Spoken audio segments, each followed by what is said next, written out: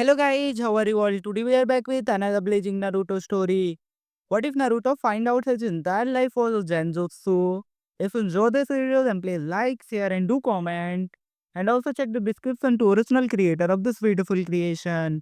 So let us start the story. Naruto sighed happily as he shrugged off his cloak and hung it up by the door. "Papa," he heard a small, excited voice say behind him. Turning around he smiled and scooped up his daughter as she ran into his arms. "Shouldn't you be in bed by now, Himawari-chan?" he asked playfully, kissing her cheek. Himawari blushed and put her head against his shoulder, hiding the blush on her cheeks that made her whisker marks stand out. "I wanted to say good night to you, Papa," she mumbled into him as Naruto carried her to her room. He tucked her into bed and kissed her forehead. "Good night, sweetie." "Good night, Papa." The little girl yawned as her eyelids fluttered closed. Naruto quietly left the room. As he passed his son's room he looked in to see Boruto fast asleep. A pair of familiar arms wrapped around Naruto's waist and a light kiss was placed on his cheek. "Welcome home, Naruto-kun, you're later than usual. Is everything okay?" Hinata asked. Naruto turned and returned the hug, adding a quick kiss to his wife's lips. "Everything's fine, Hinata-chan, it just took a little longer to finish signing off the mission's reports than usual. Shikamaru complains about everything being troublesome, but he's just as bad, lazy slave driver." The couple took one last look at their children before going to bed themselves. Release. Naruto opened his eyes and found himself in a clearing. It took him a couple of seconds to recognize it as Team 7's old training ground. "What the hell?" he said before jerking in surprise. His voice was higher in pitch than it should have been. Honestly, it sounded quite annoying. He raised a hand to his throat and caught a glimpse of bright orange out of the corner of his eye. Looking down, Naruto saw he was dressed in his old orange jumpsuit. Quickly stripping off his forehead protector, he stared at his own reflection. He was 12 again. Had he been caught in a genjutsu? No, couldn't have been. It felt so real. He could still feel his arm draped across Hinata's chest and smell the slight lavender scent of her hair. Naruto was so preoccupied with trying to work out what was happening to him, he didn't notice the slight shake of leaves as something left the area. He retied his hite-8 and started to pace around, denial running circuits around his mind. Boruto and Himawari weren't real, were they? He'd lost Jiraiya. Was he alive again? Had he married Hinata? Was the war real, or was his entire life just some cruel dream? Naruto tried multiple times to dispel a genjutsu, but to no avail, as he still found himself in the clearing. Eventually he stopped and accepted that this was reality. Maybe this was a second chance. Maybe he could change how the future turned out. Saving Jiraiya and Neji would definitely change how things played out. Stopping Sasuke from leaving, making sure everyone trained harder. With his future knowledge he could make everyone stronger and maybe stop the war before it even began. Naruto's eyes grew wild and a feral smile crossed his lips. It was more than the war he could stop. Orochimaru's attack during the Chunin exams, the death of the Sandaime Hokage, even further back, stopping Haku and Zabuza from dying would mean that Kabuto wouldn't be able to resurrect them during the war. He could send word to the other Jinchuriki so they knew what was coming for them. Running a hand through his hair, Naruto looked around the clearing. He knew where he was, but now he just had to work out when he was and what was actually happening.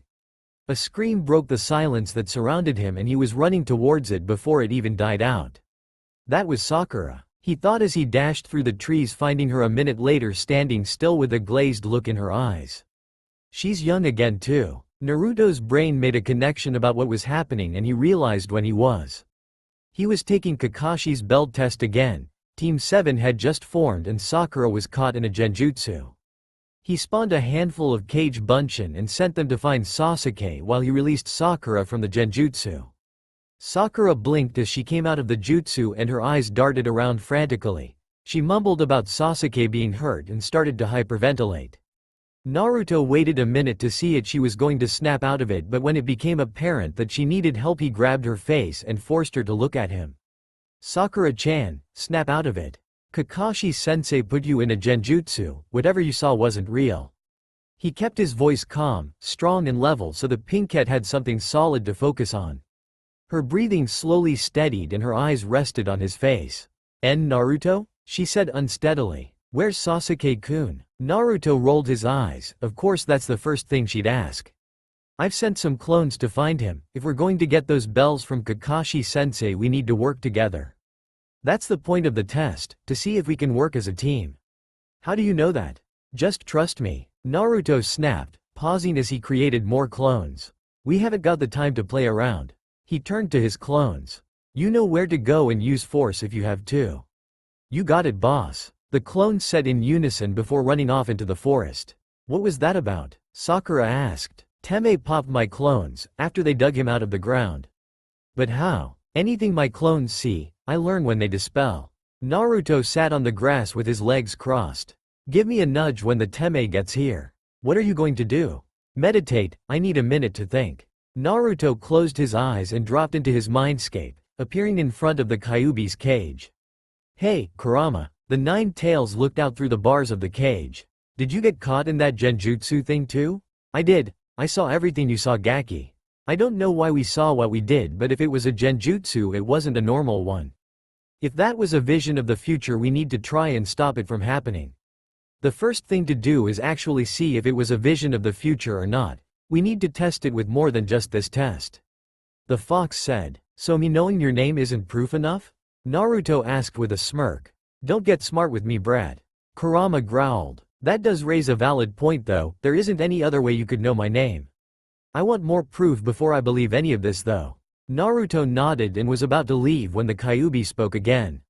You have the mental experience from that vision for your jutsu but not the physical experience. Stamina are controlled to use them properly, not yet. You have a lot of training ahead of you. With that said, Kurama laid his head on his front legs and went to sleep while expelling Naruto from his mindscape.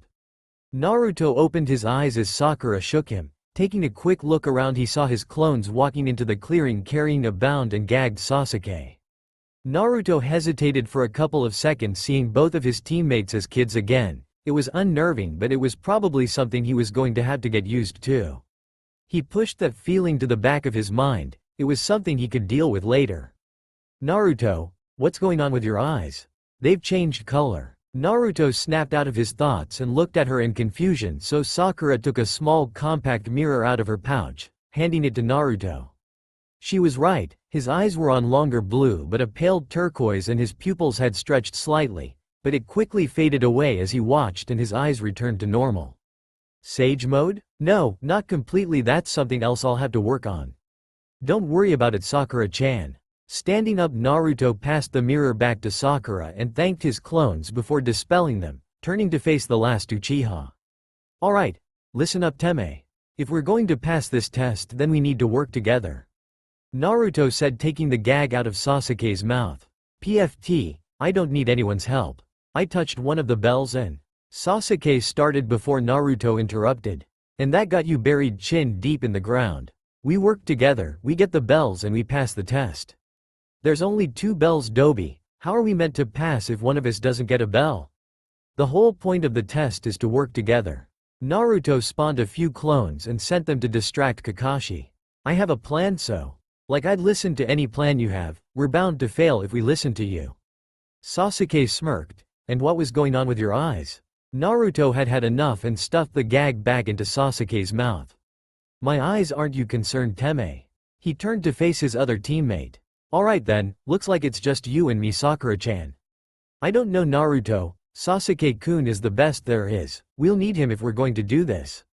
Sakura said quietly, scuffing her foot on the ground. Naruto let out a frustrated breath, pinching the bridge of his nose. I forgot you used to be this bad. He muttered under his breath. Right, new plan. Naruto faced Sasuke again. You're going to work with us, otherwise I will tie you to a post in the middle of the village. Strip you down. Cover you in honey and tomato slices, then send a message to each and every fangirl you have in the village saying, first come, first serve. With your location on it. Naruto grinned as Sasuke's eyes widened. Taking a second to look over his shoulder, Naruto saw Sakura's face had turned bright red and her eyes had glazed over. All the pranks I've ever done combined are nothing compared to what I could actually do, so do we have a deal? Sasuke hesitated as he thought about Naruto's threat. He knew that the Dobi had caused a lot of problems over the years with his pranks and outrun Anbu while escaping. Sasuke searched and saw no deception in his statement. He gave Naruto a single nod, the blonde nodded in return. Good, now that's sorted out. Here's the plan. Naruto snapped Sakura out of her daze, and while he untied Sasuke, he explained what he had in mind. A few minutes later, Kakashi was stood in the middle of the training ground where the test had started. He continued to read his book looking like he didn't have a care in the world. Naruto's clones had been an unexpected amusement. The way they fought was different than it was when the test started. They were still easily dealt with, of course, but it was a pleasant change nonetheless. A low rustle caused Kakashi to glance up from his book, seeing Naruto stroll towards him and lean against the tree he'd been hanging from not too long ago. "Are you giving up, Naruto? This the first time you've read that book?" Naruto replied, ignoring the question. "No, I've read this quite a few times as a matter of fact." "Want to know what happens in the next book? And how would you know that? These books have a required reading age." Naruto just smirked and hanged into Sasuke. "Everyone in the village is willing to bend a few rules for the last Uchiha. Those books are predictable too. Girl meets guy, guy says a few cheesy chat-up lines, they have a passionate night of love, the end. I do know the name of the next book though." "Of course you do. Now do you mind? I'm getting to a good part." Kakashi lowered his eye to the book when he saw Naruto disappear in a cloud of smoke. "Another Kage Bunshin, what is he up to?" More rustling around the clearing drew Kakashi's attention. From the trees and bushes came a lot of figures. As he cast his gaze over them, Kakashi saw that most of the figures were Naruto, Sasuke and Sakura, but not as they were now. These figures were what his team might look like when they were older. He saw an older Sakura with shorter hair and a blue diamond on her forehead standing with a long-haired Sasuke and shorter-haired Naruto. Another group looked closer to his team's current ages, mid-teens, most likely Sasuke wearing a loose pale purple top and blue pants with a large purple rope tied around his waist, a long sword at his back. Sakura wore a top the same color as her dress along with an apron skirt and black shorts. A pair of black gloves on her hands, and Naruto still wore an orange jumpsuit but with black parts added to it. The cloth of his headband was now black and longer than before. There were at least 10 teams and more kept appearing, all different ages and appearances. There was a team wearing those cami awful jumpsuits that Guy was so enamored with, complete with matching bowl-cut hairstyle and thick eyebrows. Another team were dressed like barbarians. Sakura carried a large and lethal-looking axe. A third team looked like Kakashi, gravity-defying hair and slanted Hite 8 included. A team with shining bald heads, a chibi team, babies, kids and one with their genders reversed. Kakashi suppressed a laugh seeing a team that looked like a magic act. Naruto in a tuxedo, top hat and cape. Sakura as his glamorous assistant and Sasuke laying in a box as Naruto cut him in half. The silver-haired Jonin didn't have time to register any others as the teenage Naruto in orange and black charged in with a spin kick. The copy ninja dodges with easy only to hear a familiar shout coming from his genin. Triple dynamic entry. The team that looked like Guy attacked together, slamming 3 flying kicks into Kakashi's back only for him to disappear in a puff of smoke, leaving a log in his place that was soon turned into splinters.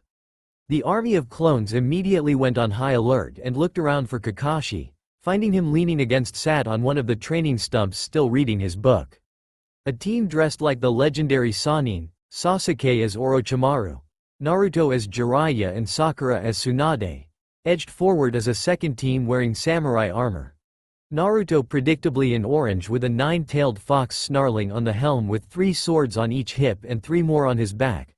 Sasuke in purple and gray with the Uchiha symbol displayed proudly on his chest piece and a single sword at his left hip, while Sakura wore red and white armor with a flowing robe embroidered with sakura blossoms and a short sword on the small of her back. Samurai Naruto slashed with 2 of his swords, which Kakashi dodged with ease by leaning back before rolling to the side to evade a drop heel from Jiraiya Naruto. Once he was on his feet again, Kakashi had to start weaving his way around attacks from both Narutos before guiding them into position so that with one quick duck they hit each other and dispelled in a puff of smoke, but from the smoke came the Sasuke clones. They were dealt with in a similar way to the Naruto clones. Samurai Sasuke sliced through Orochimaru Sasuke as the Sannin clone attacked with a spear hand strike, punching through the armor when Kakashi shunshined out of the way. The copy ninja quickly dealt with the Sakura clones with a swift chop to the back of the head as he appeared behind them. Next came a team that came at Kakashi were dressed like member of Anbu. They appeared around him with swords drawn and stabbed straight into his body, but once again the copy ninja replaced himself with a log and stood on top of it while the Anbu team tried to pull their swords out. 3 rapid-fire kicks dealt with them and another 3 took care of a team with the 3 most well-known dojutsu: Sasuke appropriately with a fully matured Sharingan, Naruto with the purple ripple-patterned eyes of the Rinnegan, and Sakura having the ghostly pale eyes of the Byakugan complete with the bulging veins. Kakashi saw the rest of the clone army, including teams wearing the headbands of other lands, a team with cat ears and tails, some dressed as popular gaming characters, puppets and thugs. Another part of the army held clones wearing clothing for different sports, different occupations, the other genin from their graduating class. His sole visible eye gazed over a team wearing black cloaks with red clouds, and a visible flinch ran through his body when he saw a team where Sasuke looked like his father, Sakura looked like her mother, and Naruto was the Yondaime Hokage. Does Naruto know who his father is, or is it just a coincidence? Kakashi shook his head to clear it. There'd be time to deal with that question later. He sighed and put his book away as the army started closing in. Looks like I'll be needing both hands of this. Such a shame, I really was getting to a good part. Kakashi leapt high into the air, flipping through a series of hand seals, stopping on a tiger sign. Kaden. Gokakyu no Jutsu. Kakashi blew an enormous sphere of flames from his mouth. The attack hit the ground and spread out, crashing into the cage Bunshin and dispelling them. From the corner of his eye, Kakashi saw Sasuke launch out of a nearby tree, throwing shuriken and controlling them with ninja wire. A quick Kawarimi placed the Jonin out of range of the shuriken, but he didn't get a second of respite as Sakura jumped out of a bush with a punch. Not seeing any danger, Kakashi simply sidestepped the punch, but when Sakura's fist hit the ground there was a resounding crash followed by a small tremor and a cloud of dust. Flipping out of the dust cloud, Kakashi was met by Naruto lunging at him with chakras swirling in his palm. It can't be, that almost looks like the Rasengan. Kakashi thought as he retreated from the attack, noticing that the blonde's eyes were different, but his attention was focused mostly on the attack in Naruto's hand. Naruto's attack, even though it was backed up by his partial Sage mode, was unstable and exploded in a flash of light and dust. When the light faded, Sasuke and Sakura jogged over to where Naruto was laying, in a depression in the ground, dirt covering his clothes, cuts on his exposed skin and tears in his clothes. Naruto, are you alright? Sakura asked, looking down at him. I think so. Naruto replied unsteadily as he started to sit up before dropping flat to the ground again. Actually, I might need a minute. Did you get him? Sasuke asked, searching the clearing for signs of Kakashi. No, he didn't. Kakashi replied, sitting on a tree branch a few feet above them, once more reading his book. I will admit, he came close though. I'd ask if you wanted to try again, but the alarm he'd set for noon rang out. Your time is up. I guess we failed then. Sakura said sadly. No, you pass. What? You pass. The true purpose of this test is to see whether you could work together as a team, and you proved that you could. Congratulations, you all pass. We are now officially Team 7. Sakura stared at Kakashi for a few seconds before jumping into the air, cheering happily. Sasuke simply smirked and Naruto lay in the depression with a smile on his face. Although he gave the impression of being entirely focused on his book, Kakashi was actually keeping an eye on Naruto. Due to everything he'd heard, the blonde should have been shouting like a loon and running around with the boundless energy he was known for. Instead, he simply lay on the ground smiling, but there was confusion in his eyes, almost like he was lost and couldn't work out how he'd ended up here. There was the matter of the Rasengan and whatever that was with his eyes. Kakashi would have sworn that it was something like the Sage mode that Jiraiya-sama possessed, but that was impossible, wasn't it? Add to that Sakura's earth-shaking punch reminiscent of Tsunade-sama and things were beginning to look suspicious. I must say that was quite an impressive plan. Which one of you came up with it? He asked. Sasuke looked away while Sakura pointed at Naruto. Really? Can I ask how you came up with that idea, Naruto? The blonde didn't move from where he lay, just breathing steadily before pushing himself upright. I didn't think we'd have a chance on our own, so I made a little help. It would have been boring to just see the three of us over and over again, so I thought I'd spice it up a little. What did you think? I found the team dressed like me to be flattering, although I'm more interested that attack you tried to hit me with. Where did you learn to do that? What? A ninja can't read? I like the Yondaime and read about his technique. I tried to use it. I think I messed it up though. Of course you messed it up, Dobi. The Yondaime didn't blow himself up every time he used it, did he?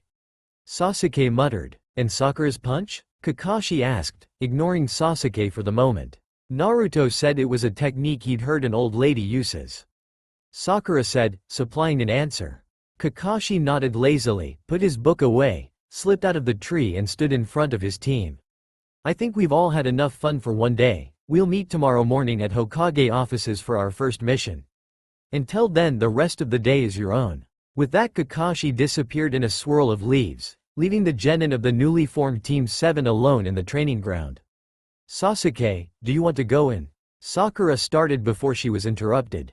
No, the Uchiha said as he turned and walked out of the training ground, Sakura following at his heels. As soon as they were out of sight, Naruto dropped back onto the ground, his mind racing now that his adrenaline was wearing out. What's going on? Last thing I remember is going to bed, and now I'm back at the beginning. His hands grasped his head, tugging at his hair. Once more he tried to dispel a genjutsu, but again it failed, and the pain he could feel from the chakra burns on his hand told him this wasn't some sort of dream. Panic started to set in as his breaths shortened while speeding up. He was hyperventilating. Naruto closed his eyes and forced himself to calm down. He did what he could to remember the meditation techniques from Mount Myoboku, and eventually he managed to get a hold of himself. When he opened his eyes again, Naruto was looking at the familiar cage doors that held the Kyuubi. You need to get a hold of yourself, brat. That was a reasonable excuse you gave the Cyclops, but he's suspicious now. You have to be more careful from now on until we know what's happening. Raise too much suspicion and you'll be having a one-to-one with that scar-faced sociopath. I don't want anything to do with that sadist and his mind games. Alright, I get it. I'll be careful, it's a lot to deal with. Then deal with it, work out your story now and stick to it. Make sure you don't forget the details either. I said I got it, stupid fox. Give me some time and I'll figure something out. Now send me back so I can take some aspirin, all this is giving me a headache. Kurama just huffed, and with a blast of hot breath Naruto was sent out of his mindscape. Opening his eyes, Naruto found himself staring at a clear blue sky. He continued to lay there, just watching the sky for a few minutes until he rolled onto his shoulder and flicked his body so he became airborne and landed on his feet. Crossing his arms behind his head, Naruto slowly walked to his apartment, ignoring the glares from the civilians as he went. He had a lot of thinking and planning to do. Sunlight poked through a gap in the curtains and shone right onto Naruto's closed eyes as his alarm clock rang out in the silence. Frowning as he started to awaken, he found that he'd fallen asleep while working again. Naruto was sat cross-legged on his bed, leaning against the headboard, pieces of paper and scrolls strewn around him covered in notes about what he could remember about the future as best he could remember it. The blonde stretched, grunting as his joints popped, loosening his muscles after spending the night in one uncomfortable position. Facing him on the opposite wall was the Konohagakure symbol poster that had been above his bed, although it was turned over with a timeline scrawled onto it. Granted, it wasn't the most ingenious hiding place for something so important, but it was the only place he had that he could do it because he wouldn't be able to remember all the details he was writing down. Various sections of the timeline were highlighted to signify where he could try and change the future, such as helping or warning the third Hokage against Orochimaru, preventing Asuma's death and stopping pain before he had a chance to destroy the village. There were other sections of the timeline with question marks around them, some because he couldn't remember the detail of what happened properly, like his battle with Orochimaru at Tenchi Bridge. Others were to question whether he should really change anything, such as Sasuke getting the curse mark. It was true that the curse mark caused a lot of problems due to how it twisted Sasuke's mind. Though Naruto had doubts about the extent of the twisting, it also gave Sasuke a level of strength that got them out of a few dangerous situations. Sasuke leaving the village was another section question marked as to whether to change it or not. Naruto knew he'd promised Sakura to bring Sasuke back, but he had some wiggle room with that because he didn't specify when he would bring Sasuke back. Shutting off the alarm clock, Naruto packed the papers and scrolls away, flipped the poster around to hide the timeline and went to shower. It had been a couple of weeks since he'd come to in the clearing during the belt test and was fairly convinced he'd traveled in time, but Kurama wasn't, reasoning that a jutsu like that would have been too complicated for them to have full memories of what would happen and wouldn't have been possible in the first place.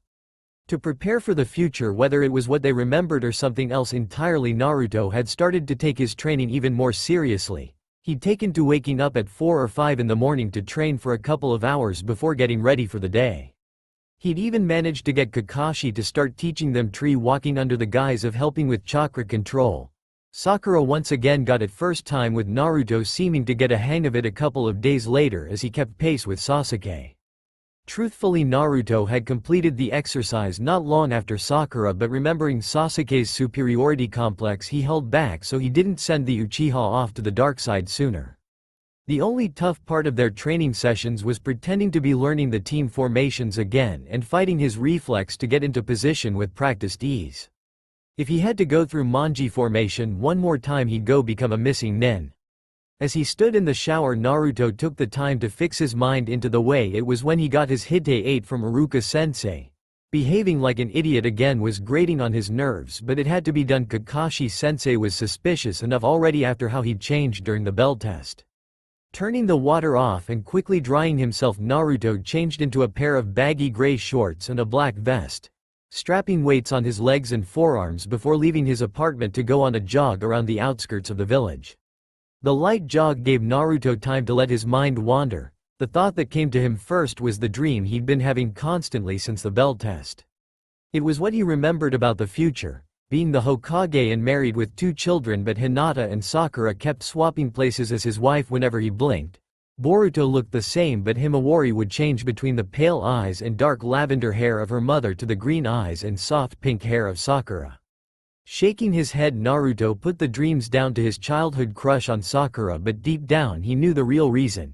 Even though he'd given his heart to Hinata, a small part still longed for Sakura, and the nature of a few of the dreams made Naruto feel like he'd cheated on Hinata. The thought of his children made Naruto slow his pace. He knew in his heart he would see them again, but would they be the same as he remembered? As he started to feel depressed, Naruto's optimism pushed it back, filling him with the belief that everything would be just the way it had been, possibly better. His pubescent mind conjured up an image of how things could be better involving both Hinata and Sakura. Naruto closed his eyes and slapped his cheeks to rid himself of that thought and to cover the redness of his cheeks. Due to having his eyes shut, he didn't see a tree root and tripped over it, but his fall was halted by someone grabbing the back of his vest before he hit the ground. Opening his eyes, he was greeted by a pair of legs encased in green spandex and orange leg warmers. It was Might Guy. Naruto had seen him a few times during the last couple of weeks and introduced himself to Guy and Lee just in case he slipped up and called them by name before he was supposed to know it. "I see the fires of your youth are too strong for your feet to keep up. 500 laps around the village should put an end to that. Come Naruto, let us begin." Naruto rolled his eyes before looking up at the person holding him by his collar. A thought came to Naruto's mind as he realized he had a golden opportunity in front of him. "Hi, Guy-sensei. I was thinking about how to train later. Do you have any ideas?" he asked, getting his balance as Guy released his vest. "Shouldn't you be asking Kakashi for help instead of another Jonin?" "I would, but Kakashi-sensei is more focused on Sasuke than me and Sakura. That's why I thought I'd ask you for some tips on how to get stronger." "Ah, the passion for improvement. I see that I am a better teacher than my eternal rival." Guy grinned and a twinkle of light shone from his teeth. "You may be one of Kakashi's students, but I will aid you in your endeavor to become stronger. Both I and my protege Rock Lee shall make you all that you can be with the power of youth." Naruto winced at the sudden escalation in volume but smiled. "Thanks Guy-sensei. When should I find you to start training?" "Why wait? We shall begin right the moment. Keep pace and follow me to the training ground." With that said, Guy took off at top speed, leaving a trailing dust cloud and a dumbfounded Naruto in his wake. "What did I just get myself into?" Naruto muttered, dragging a hand down his face before running after Guy, glad that he already knew where the Jonin liked to train with his team. Arriving at the training ground a few minutes later, Naruto saw Lee standing in front of a tree trunk practicing his round kicks while Guy was stood at the side watching, occasionally giving out pieces of advice. "Ah Naruto, you've arrived. Allow me to introduce my prized student, Rock Lee. You met only briefly before," Guy said, putting a hand on Lee's shoulder once the genin had turned around. "I am pleased to meet you Naruto. I am Konohagakure's beautiful green beast Rock Lee." Lee held out a thumbs up and smiled, a twinkle shining off his teeth. "Hey Lee, can I ask a question?" Why of course Naruto, I will do my very best to answer it, and if I cannot then I will do 500 kicks, if I cannot do that then. Alright Lee, there's no need for that. I just want to know how you and Guy-sensei get your teeth to do that twinkle thing. Lee looked to Guy before turning back to Naruto. I'm sorry Naruto, that is a closely guarded secret of Guy-sensei's, I can't answer your question so I will now do 500 kicks in. Naruto tuned Lee's voice as he looked at Guy, hoping for an answer. Naruto, if you truly wish to train with myself and Lee of a morning then I have something to give you. Guy reached into his flak jacket. Naruto already knew what was coming as Guy pulled out a green jumpsuit. This gorgeous suit is specially made so it breathes, is durable and always fits perfectly. It is also guaranteed to increase the results of your training by 50%. Naruto took the jumpsuit and hung it on a nearby branch, remembering that Jiraiya had burnt his previous one to ashes during their training journey. Thank you Guy-sensei, I'll wear it next time. So where do I start? Well, first I need to see what you're capable of. Guy dropped into a fighting stance. Don't hold back, come at me with everything you've got. Naruto nodded and widened his stance, bringing his guard up and took a second to think. He couldn't go at Guy with the frog kata as he'd know it wasn't something a new genin would be able to do. That just left the academy taught taijutsu. He knew that he wouldn't be able to touch Guy but he might be able to catch him by surprise. Naruto smirked and charged in, stopping just short of the Jonin and rolling to the side, producing 3 clones as he did. The clones jumped at Guy and were dispelled easily with a single punch. Out of the resulting smoke came Naruto. Guy just grabbed his ankle and held him upside down. Really Naruto, being a student of Kakashi's I expected more from you. Has my rival really been so sloppy and not bothered to train you at all? Naruto just grinned as a volley of kunai came from the surrounding trees, slamming the heel of his other foot into Guy's wrist allowing Naruto's ankle to be released so he could backflip out of the way. Leaf Hurricane. Guy shouted, jumping into his signature spin kick knocking the kunai away either with his kick or the resulting wind of his spin. A horde of Naruto's clones leapt from the tree branches and charged at Guy with a battle cry. The Jonin responded in kind and set about dispelling the clones with ease. Once they were all gone Guy turned to see Naruto stood opposite him waiting. Come now Naruto, let me feel the power of your youth. Guy ran at Naruto with the blonde meeting him halfway. They exchanged blows with none of Naruto's getting close to passing Guy's guard while the Jinchuriki deflected as many of Guy's punches as he could. Let me help you brat. Kurama said, getting bored of the display Naruto was putting on. No, if your chakras felt then that's the end for both of us. He replied and as he did Guy landed a punch to Naruto's gut following it up with a round elbow to the side of the head sending Naruto sprawling. He looked up just in time to see Guy and rolled away to avoid a drop heel, scrambling to his feet to block the follow-up round kick which sent him skidding across the ground while staying on his feet. Seeing Guy run in for another punch, Naruto turned his back on the Jonin and felt the breeze from the punch as it passed by his ear. Sliding a leg back, Naruto used chakra to stick to the ground as he grabbed Guy's outstretched arm and moved the rest of his chakra to muscles and threw Guy over his shoulder. The Jonin jumped with the throw, spinning in the air and pulling his arm out of Naruto's grasp while lashing out with another round kick catching Naruto in the side of the head. Naruto flew through the air and landed in a heap on the ground. He lay still for a few seconds before starting to push himself up but his arms failed him and he dropped to the ground. Guy relaxed his stance and started walking towards Naruto when he dispelled in a large puff of smoke. A shadow clone? Guy exclaimed as the real Naruto jumped from his hiding place in a nearby tree and came down with an axe kick.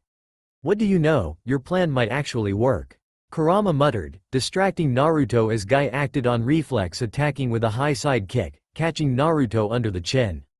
Naruto reversed course, slammed into the tree he just leapt from and fell to the ground hitting every branch on the way down. Landing with a thud, Naruto blacked out.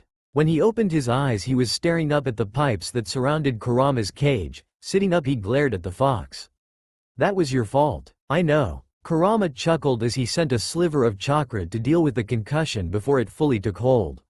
Now get out of here so I can keep repeating that image without seeing your pitiful pouting face. Kurama then ejected Naruto from his mindscape. Opening his eyes again Naruto saw the concerned faces of Guy and Lee. Slowly getting to his feet with Guy's help Naruto sagged and leant against the tree. I'm okay. Just give me a minute for the ringing in my ears stops. Naruto said. That was an impressive shadow clone you made, Naruto. How was it able to withstand my attacks for so long? Guy asked. I used most of my chakra on it. I thought that if I used more chakra on a single clone then it would last longer than my clones normally do. I'm actually surprised it lasted that long against you. And what about the other clones you made? Lee added. They were made from the chakra I had left. I didn't know if they would have lasted long enough for me to make the stronger one. They probably would have died from a graze. I thought they looked a little flimsy. Guy said, I am disappointed in you though, Naruto. That's why I asked for your help, Guy-sensei. Naruto started until Guy held up a hand. I'm not talking about your fighting ability. I told you to come at me with everything you had but you held something back. The way you moved showed that you were trying to disguise your actual fighting style and that you are more skilled than you want people to believe. If I saw this then I have no doubt that my rival Kakashi saw it too. Why hide your true skill, Naruto? Naruto fought the urge to slap himself in the face. He should have known that Guy would call him out on his taijutsu ability. Ignoring Kurama's cackling laughter, he sighed and answered Guy's question. Like I said earlier, Kakashi-sensei is more focused on Sasuke than me and Sakura, so I've been doing my own training. I've been fighting longer than every other genin in my class. Every time someone had a problem it was blamed on me and the other kids would just start hitting me for no reason. Eventually I decided that I wasn't going to take it and started fighting back. Truthfully, I'm not a martial artist like you and Lee, I'm a brawler. If I need to, I'll take a few hits so that I can do what I need to do. I thought you'd only help me train if I used taijutsu, and that's why I tried to disguise how I normally fight. I'm sorry, Guy-sensei. Guy studied Naruto for a moment before nodding. I accept your apology, Naruto, and while I don't like the fact you tried to deceive me, I will help you get stronger. I sense the power of youth is strong in you and I want to see just how brightly it will shine. Guy slapped a hand on Naruto's shoulder. Come Naruto, let us begin. The next 2 hours had Naruto running laps, repeating offensive and defensive combos, sparring with Lee and basic exercises such as sit-ups, to increase his strength and flexibility, but to the insane number that Lee and Guy set for themselves. After finishing 100 press-ups out of a set of 800, Naruto collapsed panting heavily as he told Guy that he needed to go and get ready for the day as he was meeting his team at 8. Lending a little of Kurama's chakra, Naruto slowly pushed himself up and staggered towards his apartment, taking the jumpsuit with him. He had promised to wear it for the next training session and he never went back on his word. That was his ninja way after all. Thanks to Kurama accelerating his healing, Naruto was walking properly again by the time he was halfway home, letting Naruto review what he had just learned when something occurred to him. Hey, Kurama, I've got a question for you. He thought to the Biju. What is it? How are we able to talk? You think what you want to say and I hear it, simple as that. Now let me get some sleep. I don't mean like that, I mean it was at the end of the mission to the wave that I started to hear you. If we've traveled back in time, which we haven't, Kurama interrupted. I keep telling you that's impossible. Anyway, if we have, shouldn't the seal still be fully closed? Did you hear me? I heard you. So, what's the answer? Just let me think. All the emotion you felt from whatever we went through might have been enough to crack the seal, or the seal was already weakening and it's just a coincidence. I guess that could be it, but something just doesn't feel right. You don't have to tell me that, brat. Now let me sleep. Naruto cut the connection between himself and Kurama, stopping in the middle of the street and looking over his shoulder. There was a feeling, like an itch, that told him someone was watching him. He could see the shopkeepers opening their stores, a few civilians making their way to their various jobs, and some people going home after a late night. They all glared at him, but over the years that was something that Naruto could ignore, like background noise. This feeling though was something different. It wasn't the usual hateful gaze he'd feel. This felt more like an inspection, like someone was studying him. Scanning the street and rooftops around him, Naruto couldn't find anything, but he was sure there was someone out there watching him. What have you stopped for, brat? Nothing, I might be going paranoid from hiding all this stuff. You're a ninja, there's no such thing as paranoid. You've got that right. Naruto chuckled and carried on walking. He arrived at his apartment and stopped. Laying on his mat was a scroll with a note tied around it. Looking up and down the hallway, he didn't see anyone and he couldn't feel anyone watching him now either. Slowly bending down, he checked the scroll for wires or seals that might trigger a trap. Finding nothing, he picked the scroll up and went into his apartment. Sitting at the table, Naruto slowly unwrapped the note and opened it. You've seen what will come to pass, be better prepared.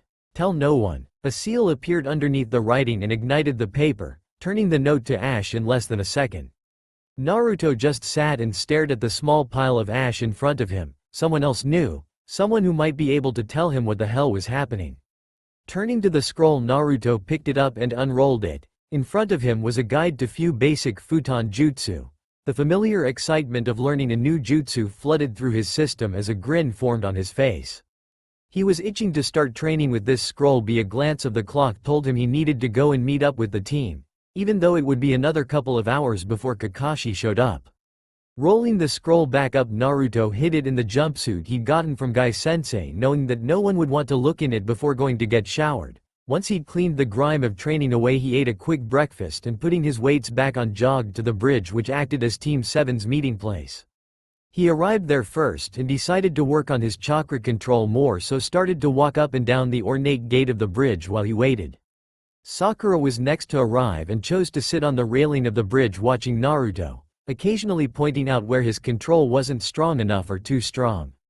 A few minutes later, Sasuke sauntered onto the bridge and Sakura forgot that Naruto existed, immediately hovering around Sasuke while he watched the blonde training. Picking his pace up a little, Sasuke jogged up to the pillar opposite Naruto's and copied him, leaving Sakura to simply stand on the bridge and watch them. "Hey Sakura, have you been working on that punch from the bell test?" Naruto asked. "Huh? Oh, kind of. Kakashi-sensei told me not to do it, but I've been thinking about it." The Rosette said. "Why'd he tell you not to do it?" "Probably for the same reason he told you not to use that move that blew up." "Yeah, but that hasn't stopped me, so it shouldn't stop you." Naruto flipped off the pillar, turning in the air to land facing Sakura.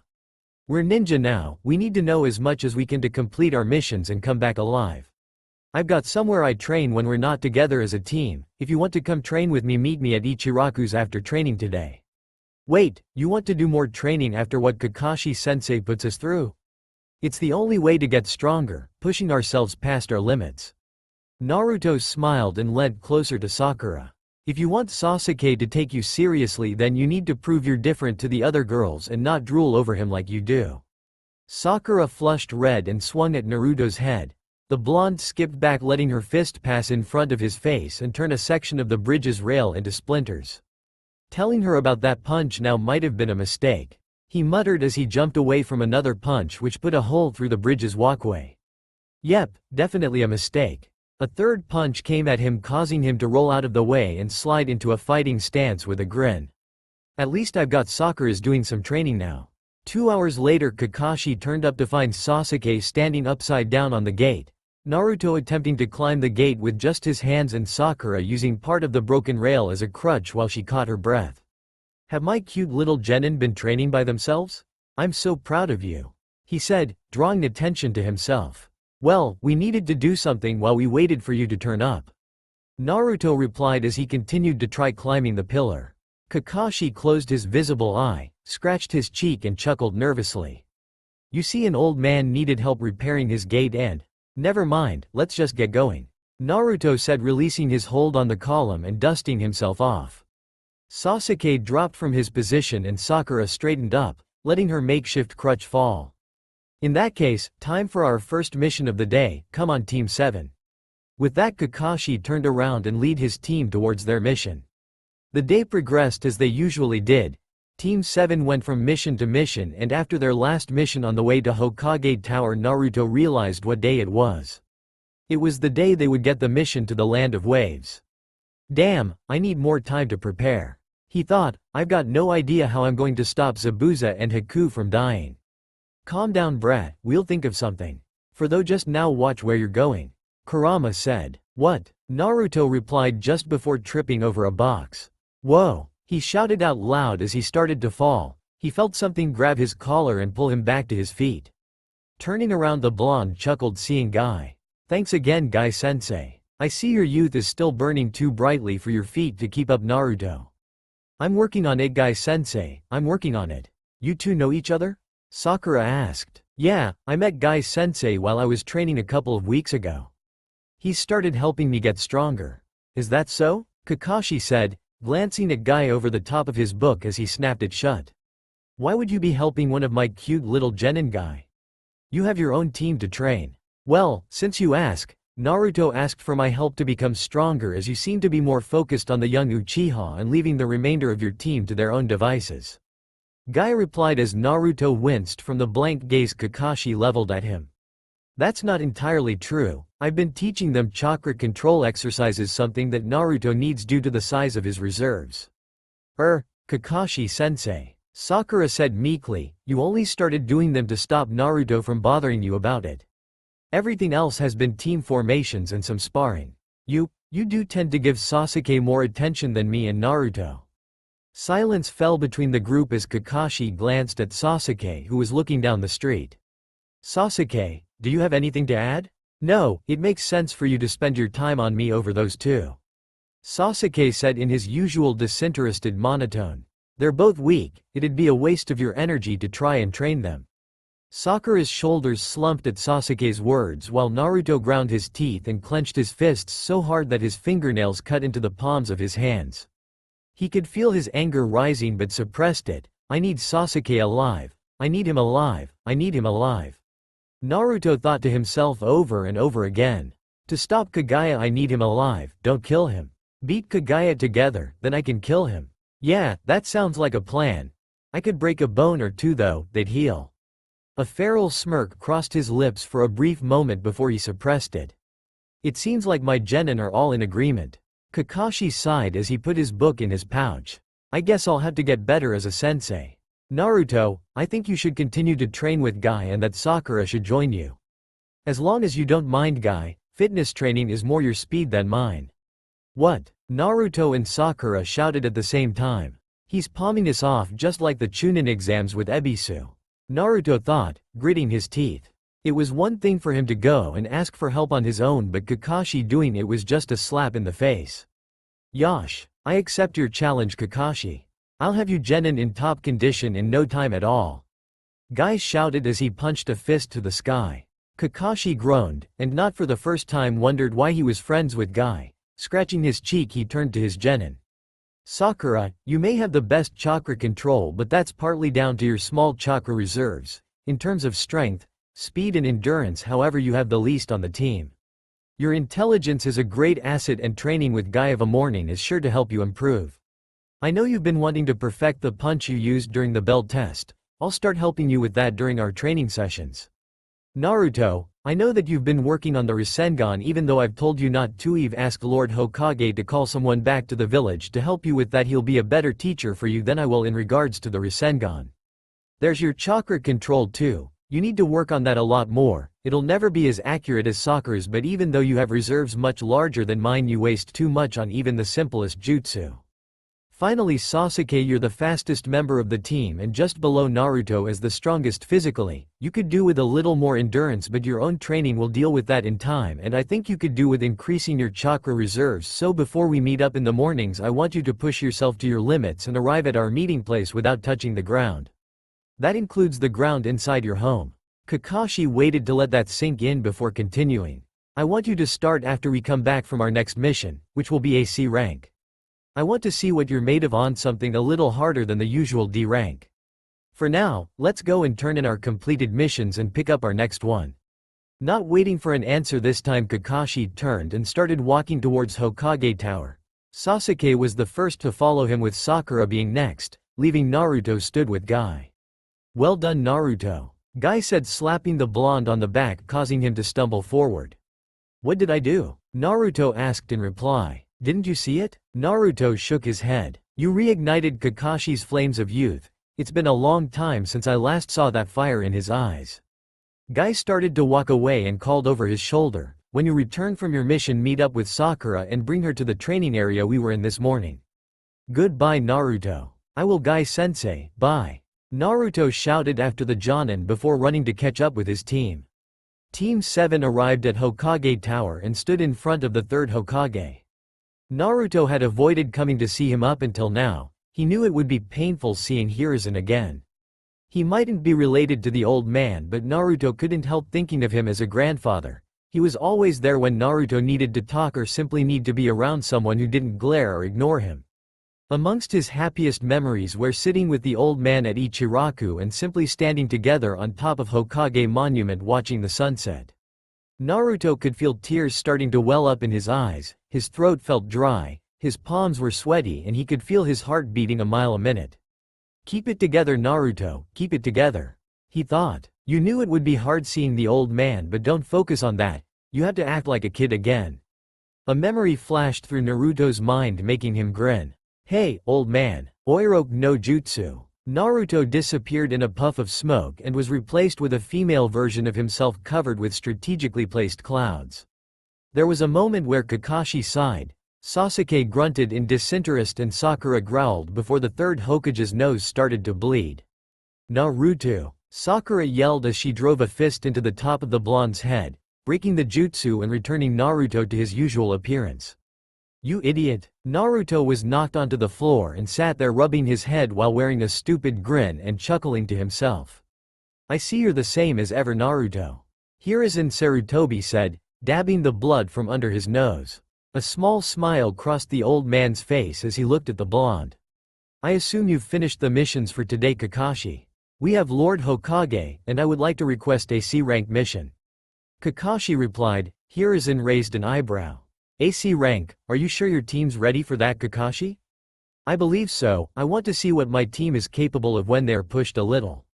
A low-level C rank should be enough for me to properly evaluate their skills." Hiruzen leant back in his chair and cast an appraising eye over the genin in front of him while he smoked his pipe. Academy records had Sasuke down as a highly skilled individual although extremely arrogant and egotistical. Sakura had the highest test scores but her practical skills were slightly below average and Naruto's records had him placed as quite possibly the worst genin the village had ever produced, but he'd managed to learn an A- ranked Genjutsu and beaten a Chunin in a matter of hours. This team was one to watch. Hiruzen knew that much. "Very well, we have a few missions you can choose from." Hiruzen looked at the scroll in front of him. "There's a mission to chase away some bandits, protecting a farmer's livestock from poachers, or an escort mission to the Nami no Kuni. We'll take the escort mission, it might do the team some good to see what life outside the village is like. Going to Nami no Kuni will be perfect and easy enough for the three of them to deal with," Kakashi said. "That's what you think Kakashi-sensei?" Naruto thought as his mind wandered to what he'd need for the mission. The sound of a door opening snapped him back to the present. Looking over his shoulder he saw Tazuna leaning against the doorframe, rope ties around his head and a bottle in his hand. A red blush crossed his face showing he'd been at the bottle for a while, either that or he really couldn't hold his liquor. "This is what I get. A bunch of snot-nosed kids straight off their mother's teats." Tazuna took a swig from his bottle. "I thought I was getting real ninja for guards. The blonde shrimp won't last 3 seconds in the world outside this village. Better a shrimp than a drunken old geezer. Just how many of us can you see?" Naruto retorted. "I thought we had a client, not a drunk who's been sleeping in the gutter for a week." Tazuna just glared at Naruto before letting out a bark of laughter. "You're alright kid, you're still a shrimp though. And you're still a drunk. My name is Kakashi Hitaki, a jonin. If anything comes up during the mission that is beyond the capabilities of these three I will handle. There is no need to worry about your safety," Kakashi said, stepping in front of Naruto so the insults would stop. Tazuna looked Kakashi up and down before grunting. "If you had some muscle on you, I might believe that." Tazuna turned and started walking away. "We leave first thing in the morning," he called over his shoulder. "I think that's our business," concluded Kakashi. "Brief Sakura and Sasuke on the mission and what they will need to take. I wish to speak with Naruto privately for a few moments. I'll make sure he's aware of what to expect and what's expected of him," Hiruzen said, still puffing on his pipe. "As you wish Lord Hokage," Kakashi replied, steering Sakura and Sasuke out of the room. As they left, Naruto saw the looks of curiosity on their faces and simply smiled at them, waving as they left his sight. Hiruzen turned to the people around him. "Leave this, I will call you once I am ready for you to return." The room quickly emptied until it was only Naruto and Hiruzen left. The strict business-like face the Hokage wore faded and was replaced with a kind smile. "How have you been doing Naruto?" "Fine, I'm still coming for your hat," the blonde replied. This didn't happen in his vision, past, whatever it was that happened to him. "Kakashi tells me you've been showing some unusual traits. You've been pushing for chakra control exercises. Training with Might Guy and his protege of a morning, and that doesn't include the things you did during the bell test. Using the Rasengan, fighting in a manner that you've never shown before, planning an effective strategy and teaching Sakura how to channel her chakra into a punch. Hiruzen took a long inhale from his pipe before slowly exhaling the smoke. Where did you learn those things? I read about them in a book at the library and I was just lashing out at Kakashi-sensei. He'd know the academy style, so I thought I'd try and catch him off guard. And your strategy? After I failed the first time, I just figured we'd have more chance working together than apart. Convincing Sasuke was a pain, but we passed the test. Hiruzen leant back in his chair. Naruto's reasoning was sound, but reading and strategizing were not things he was known for. The Rasengan and the technique behind that punch are in the library's Jutsu archive, to which you do not have access, so how did you manage to read about them?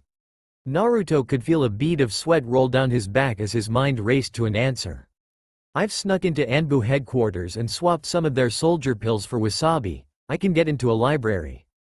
I found your sake stashes, didn't I? Is there really a need to have so many hidden around the village? Hiruzen chuckled. If you knew one of my former students, then you'd understand. I suppose you're right though, some of the Anbu are still hesitant to take soldier pills. Hiruzen inhaled from his pipe again. He knew Naruto well enough to see he wasn't being completely truthful, but his explanations were convincing. Very well, Naruto, but in future if you wish to gain access to the library again, please go through the front door. Sure thing, old man. Naruto grinned while thinking he needed to be more careful in future. Hiruzen quickly briefed Naruto on the purpose of the mission and the sort of things he'd need to take with him before dismissing the blonde. He was just returning his attention to the scrolls in front of him when he noticed Naruto's eyes lock onto the photograph of the fourth Hokage. It wasn't unusual for Naruto to look at the picture. The fourth Hokage was a hero to Naruto, but what caught Hiruzen's attention was how Naruto was looking at the picture.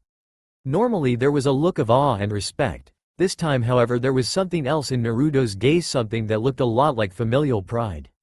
Hiruzen's eyes narrowed as he remembered Kakashi's report of the bell test. Naruto had created a team of shadow clones that looked like the team's parents, with the fourth Hokage taking Naruto's place.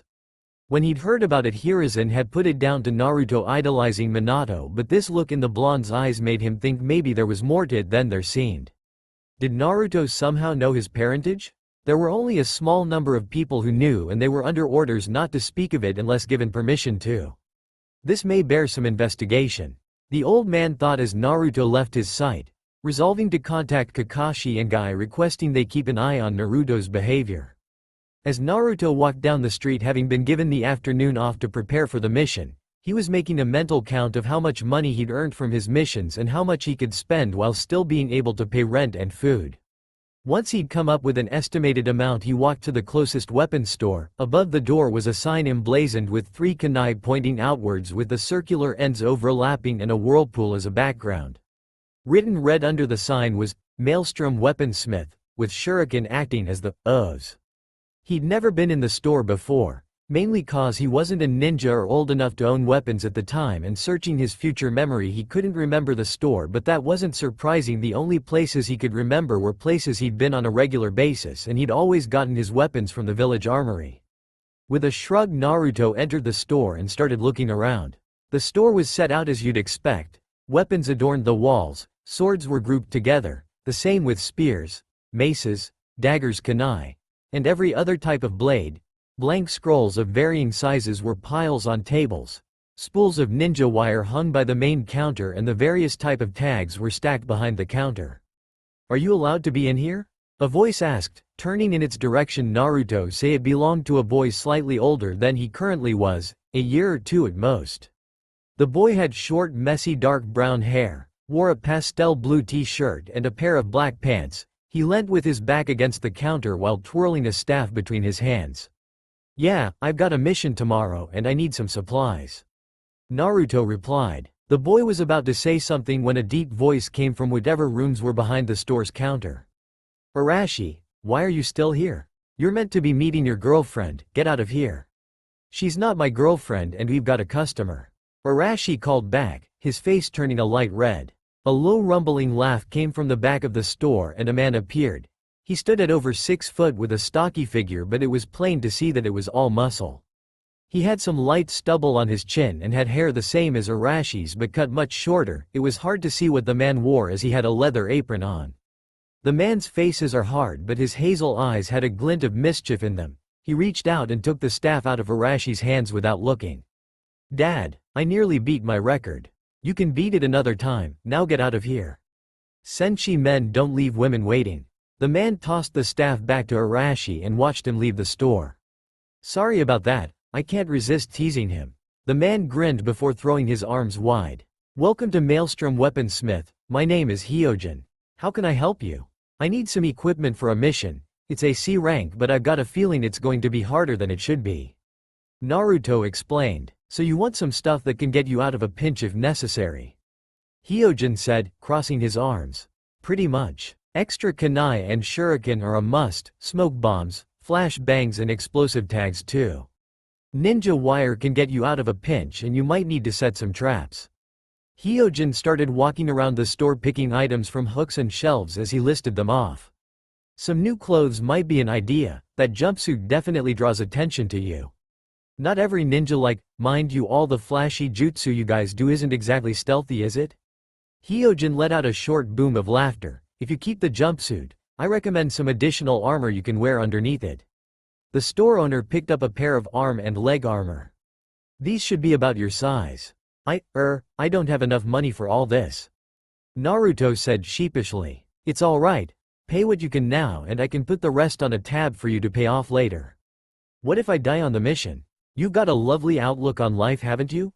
Hyojin frowned. "I can claim it from the village. If a ninja dies on a mission and owes money, the business the money is owed to can put in a claim to the village and either they or the person who requested the mission had to pay it as the ninja was working for them.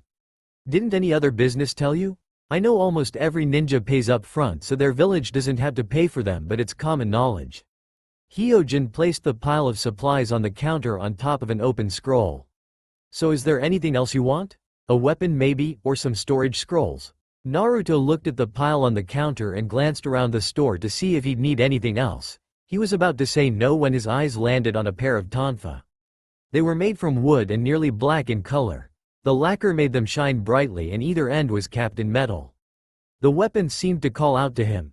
Naruto didn't like killing, he'd do it if necessary but he preferred not to. The tonfa would fit with his fighting style, increase his range and they could defend against blades. "Good choice," Hyojin said, walking over and taking the tonfa down their hooks. "I'm particularly proud of how these turned out." "You made these?" Naruto asked. Hyojin nodded and gently caressed the weapons. "I made all the weapons here, these are the second best tonfa I've ever made." "Second? Where are the first?" "In my forge, they're there to inspire me every time I make a new weapon. And when I eventually die they're Arashi's." Hyojin paused for a minute before holding the tonfa out to Naruto. "Here, try them out." Naruto reached out and took hold of the weapons before stepping back a couple of paces and with some advice from Hyojin started fighting an imaginary opponent. "Looks like you found the right weapon." Hyojin smirked. "Right weapon? What do you mean?" "Just a theory I have. I think that there is a right weapon for everyone, a weapon that they have an instinctual understanding of. As soon as they pick it up they know how to use it in a way to benefit them. That's how you looked with them although they might need a little adjustment to be perfect for you." "What sort of adjustment?" Intrigue coated Naruto's voice as he continued to fight his imaginary opponent. "I'm thinking a small blade on the end that rests at your elbow, nothing that will kill unless you aim for the right areas, like the neck." Hyojin nodded. "Come back after your mission and tell me if you want that blade or not. I haven't decided if I want to take these yet. Don't lie to me son, I can see it in your eyes. You want them, let me measure you and I can make a harness for you to wear." Hyojin pulled a tape measure out of the pocket of his apron and quickly took the measurements he needed. "Alright, I've got what I need. You'll have the tonfa harnessed across the small of your back. The draw will be a little tricky for one hand but you'll adjust with some practice. Give me a couple of hours and it'll be ready. Do you want me to send Arashi with it or would you prefer to collect it yourself? If you don't mind I'd like to hang around and watch you work, never know when I might need to fix it in the field." Naruto said, causing Hyojin chuckle. "You think further ahead than most people do. Come stand in the doorway of the forge, that way you can watch me and let me know if anyone comes into the store." Hyojin took the tonfa off Naruto and sealed them into the scroll with the other things Naruto might need for his mission. With a few test fittings, some demonstrations on how to unholster the tonfa and a couple of customers the harness was ready. Hyojin added a small kit with extra leather straps and buckles so Naruto could repair the harness if needed. Wanting to know more about the weaponsmith, Naruto asked a few questions while Hyojin worked. He found out that the man was originally from Kirigakure but fled as soon as the civil war started, but not before his wife Saki was killed in the crossfire. Hyojin and Arashi traveled to Konoha and claimed asylum a little over a year ago, and after the pair went through numerous tests and interrogations, they were cleared to live in the village as civilians. After that, the conversation switched to other subjects until the harness was finally finished. Hyojin showed Naruto how to wear it. Once the blonde had it on, Hyojin stepped back and smiled. "So, what do you think?" the weaponsmith asked. "This is great, Hyojin. How much do I owe you?"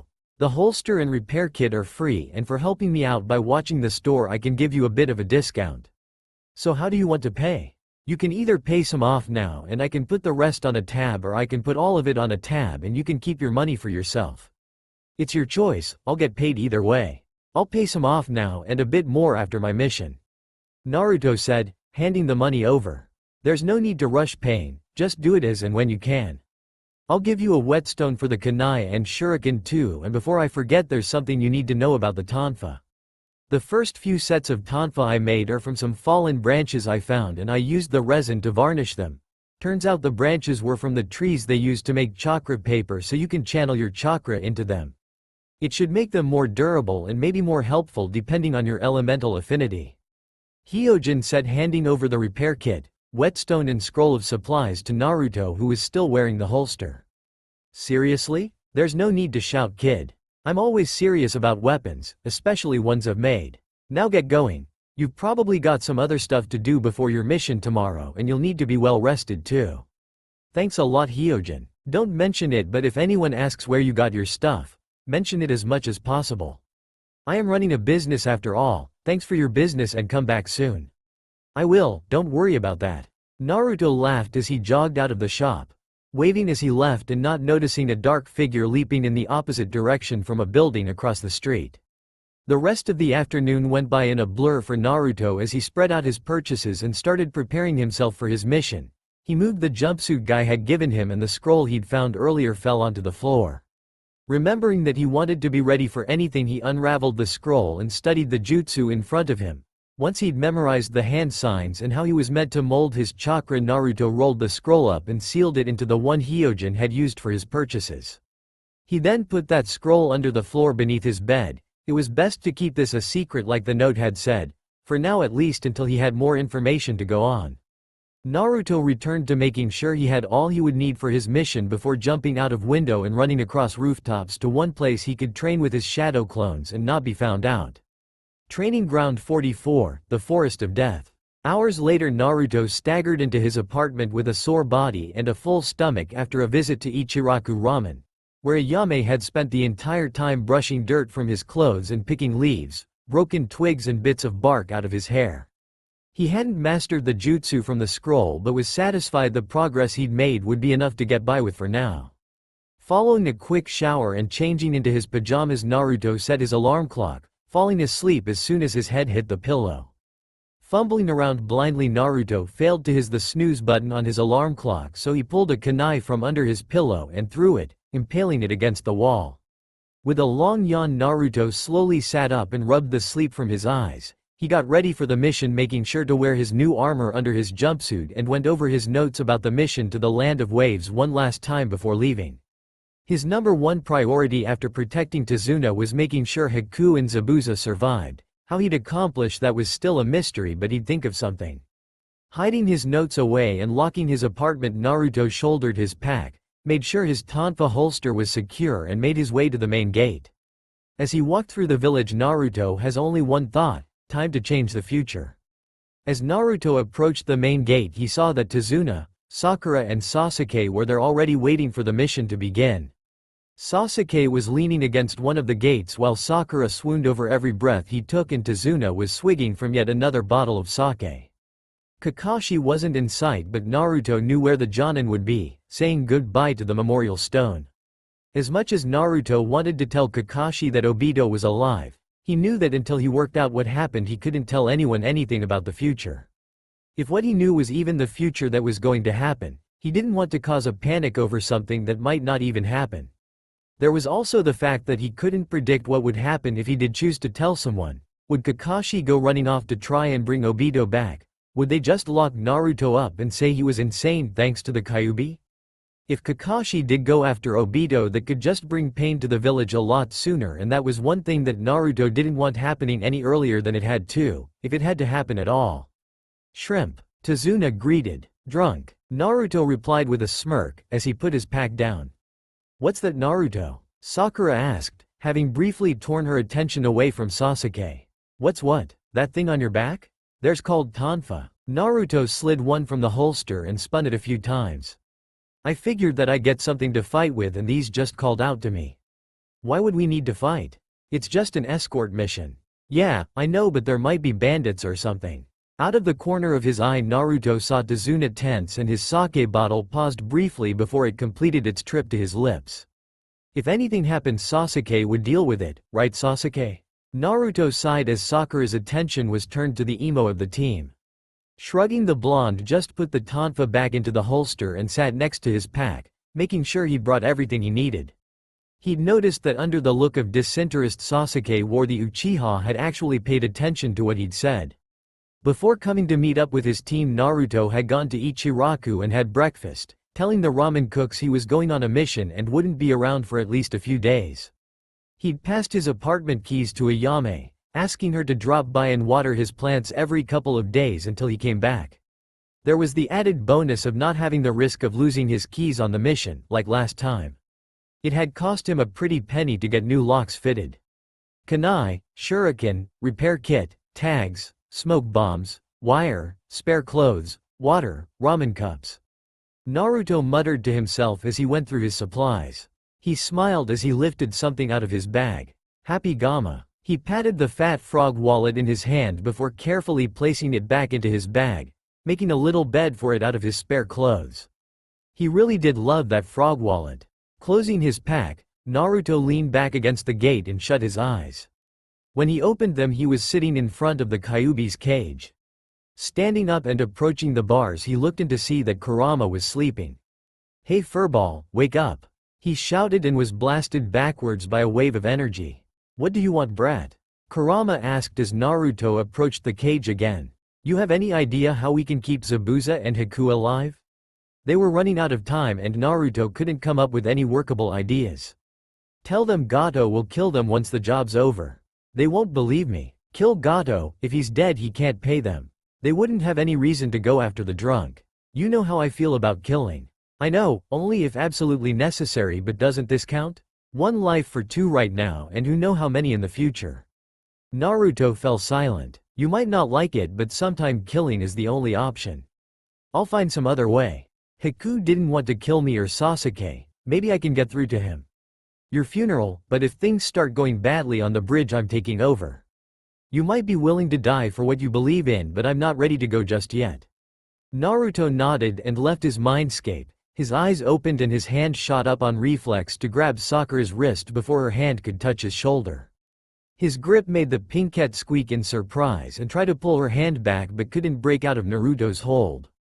Blinking a couple of times, Naruto let go of Sakura's wrist and apologized. Noticing Kakashi standing nearby and watching him, Naruto stood, shouldering his pack.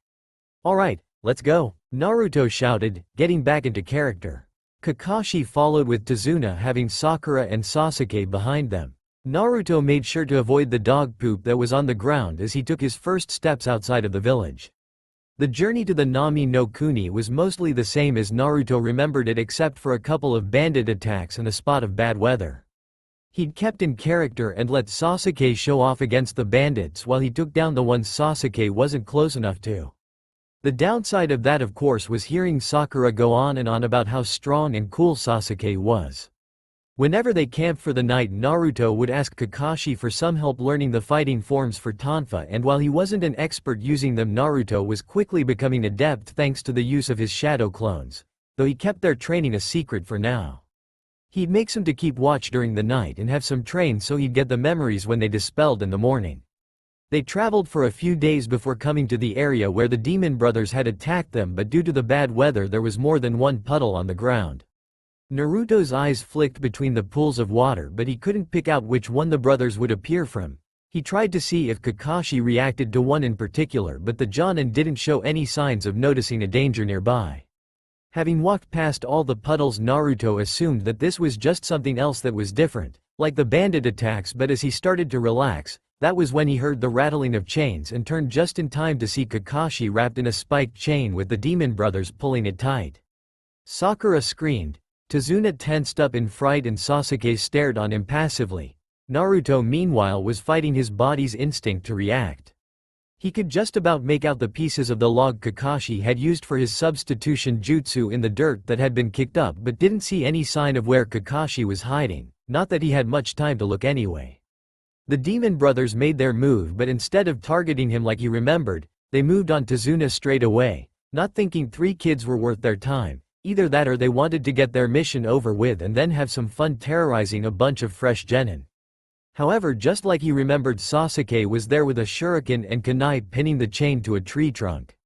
The demon brothers separated from their chain before Sasuke could attack and advanced again, this time targeting them.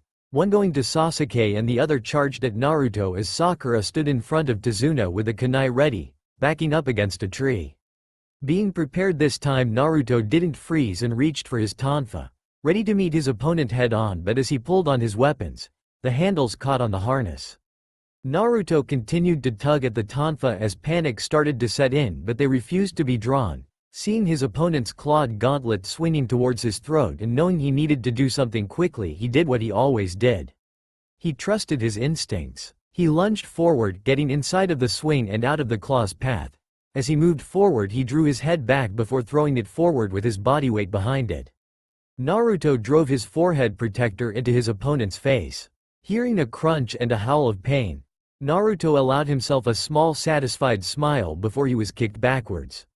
He rolled to his feet quickly and finally managed to draw his tonfa, grinning at the broken nose of the demon brother. "Want to try that again, or do you give up?" Naruto taunted, spinning his tonfa lazily. "You're dead, runt." Gozu spat, or was it Maizu? Naruto could never remember which one was which, but left that thought alone, deciding to call the Chunin in front of him Gozu, as his opponent charged at him. Moving to meet the charge, Naruto ducked under the gauntlet at the last second, probably losing a few hairs in the process, and stuck out with a punch, but Gozu pivoted to the side and turned his initial slash into an elbow, striking Naruto in the temple. Gozu then followed up the elbow strike with a backhand with his gauntleted hand. Naruto's sleeve was slashed open as the blonde raised his guard, but a follow-up punch to Naruto's temple knocked the blonde off balance even more. Staggered from the hit, Naruto stumbled to the side and brought his tonfa up in time to block a shuriken. Kurama funneled a little of his chakra into Naruto to clear the blonde's head and received a mental thanks in return. Don't get overconfident just because you broke his nose. You're in an undertrained and underexperienced body. You don't possess the speed and strength you're used to. Faking a dazed state, Naruto managed to lure Gozu in. He dropped to a knee, letting a tonfa fall to the ground, and put a hand on his head, making it look like he was trying to regain his wits. What Gozu saw was too tempting a target to give up, but what he couldn't see was the grin on Naruto's face as he let the tonfa he still held swing around so the long part was no longer resting against his forearm. Waiting till the last second as Gozu started to taunt him, Naruto focused his chakra into his arm and the tonfa before violently bringing it up between Gozu's legs. Needless to say, Gozu soon forgot about taunting Naruto and grasped the injured area, unintentionally stabbing himself with the poisoned gauntlet he wore. Jumping to his feet as Gozu fell to his knees, Naruto leapt into a spin kick, the top of his foot cracking against Gozu's temple, sending the Chunin to the ground unconscious. Taking a couple of seconds to catch his breath, he heard a grunt behind him and saw Sasuke being kicked away as Maizu. He really needed to get better at remembering people. Charged at Tazuna with Sakura still standing in the way. Acting without thinking, Naruto sped forward, picking up his fallen tonfa as he went, getting to Sakura and Tazuna a second after Sasuke, and filled his tonfa with chakra to reinforce them as he brought up a crossguard, standing in front of the three of them. "Swing," he heard Kurama say to him, Trusting the Biju at his word, Naruto spun his weapons so the long parts were pointing straight up and lashed out, bringing his guard down as he pulled his arm away from each other. The result surprised everyone present as a blue cross of chakra was sent out and blasted the Kiri nin away. Maizu crashed into a tree and slumped to the ground. Naruto had enough time to stare at his tonfa dumbly before swaying and falling over. Kakashi appeared in time to catch Naruto before he hit the ground and lay him down. The Jonin then quickly tied the unconscious Chunin to a tree, breaking their fingers to make sure they couldn't use any jutsu to escape. "Kakashi-sensei, you're alive," Sakura said in surprise. "We thought. I'm a Jonin for a reason, Sakura. A simple substitution jutsu can be very effective. I can see you want to know why I stayed hidden though," Kakashi said lazily as he checked Naruto's vitals, noticing a small scratch on the back of Naruto's neck, most likely from the backhand strike he'd taken earlier. "I wanted to see what they were after, whether to just kill some Konoha nin or something else." Kakashi leveled his visible eye at Tazuna. "Is there something we need to know, bridge builder? They were after you, and caused this." He tilted Naruto's head to the side. "See this scratch? This is the reason one of my genin is dead."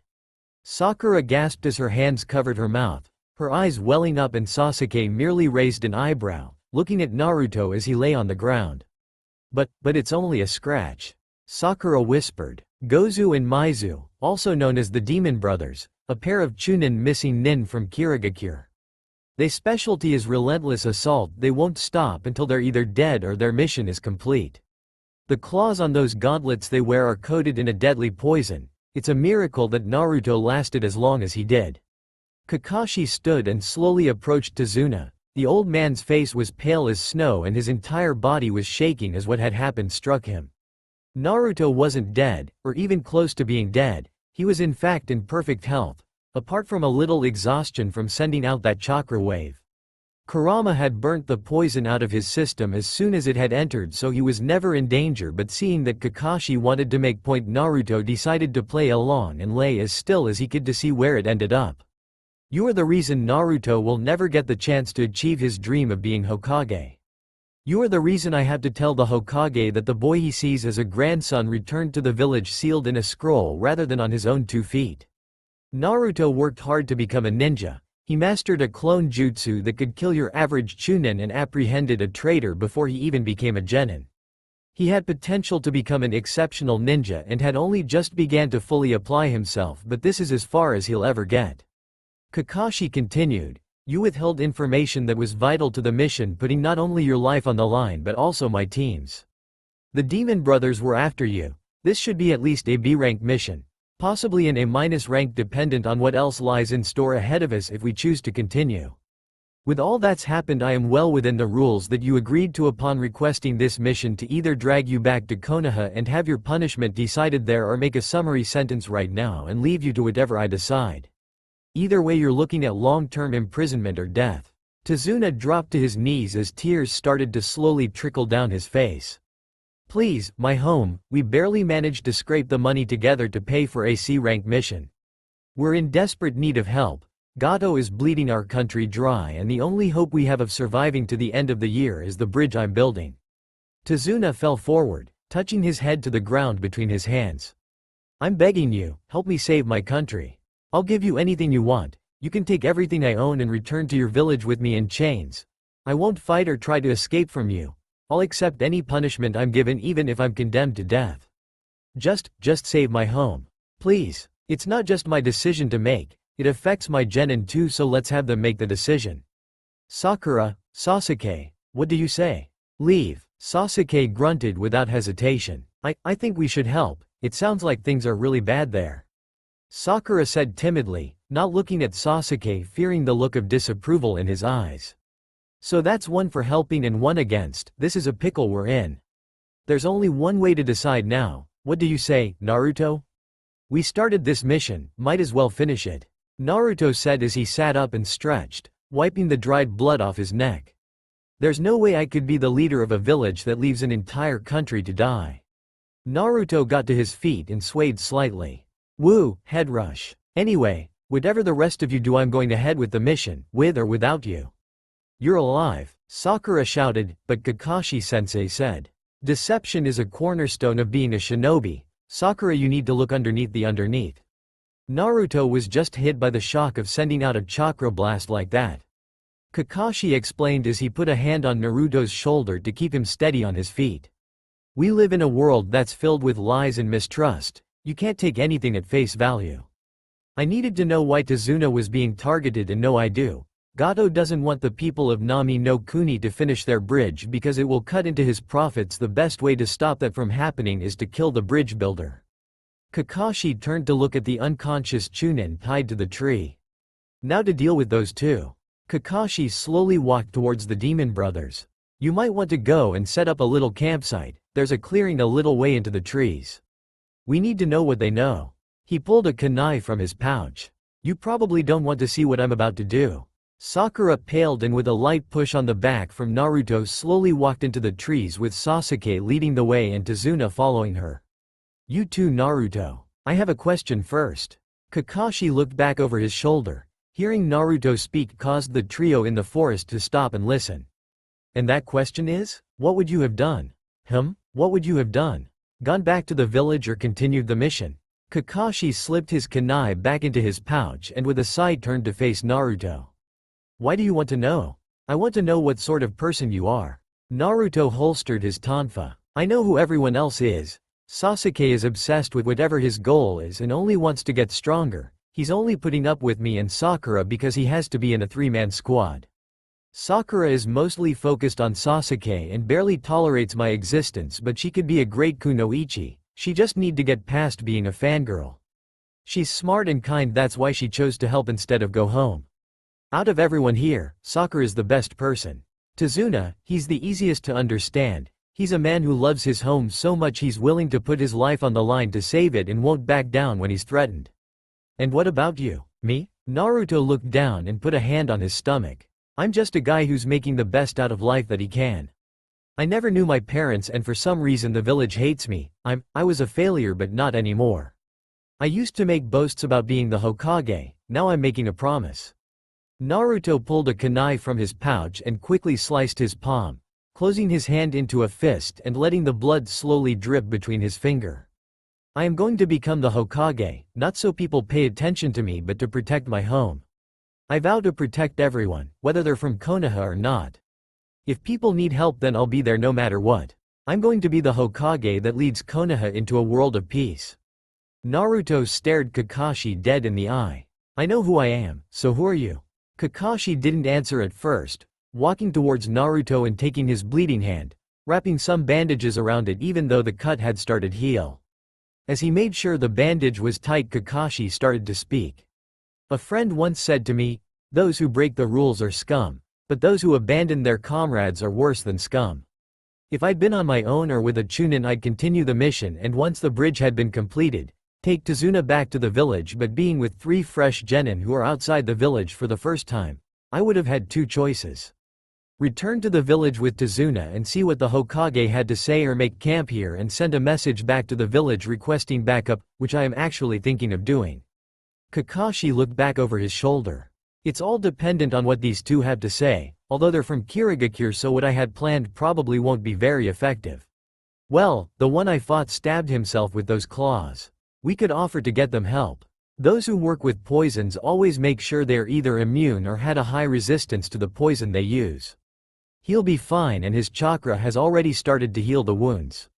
Any other ideas? Careful, he's testing you. Kurama cautioned as Naruto opened his mouth to speak. We could just ask them. Naruto watched Kakashi's face drop as he voiced his suggestion.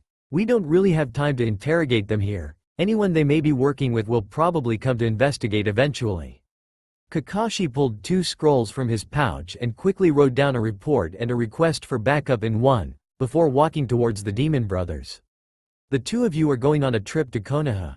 Kakashi unraveled the other scroll and flipped through some hand seal, but before he could press his hand to the scroll, Maizu spoke up.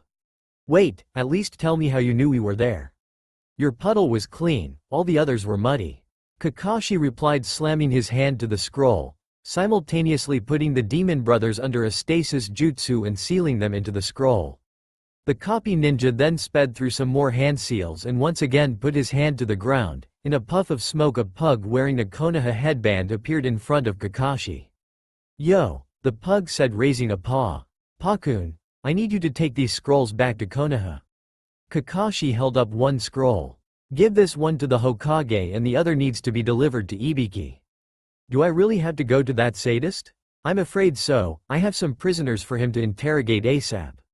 This mission has taken an unexpected turn and any information he can get out of these prisoners will be a great help." Pakun sighed as he heard Kakashi's reasons for sending him to the torture and interrogation force. "Fine, I'll go to Ibiki, but you owe me." Pakun took the scrolls in his mouth and sped off down the road, leaving a trail of dust in his wake.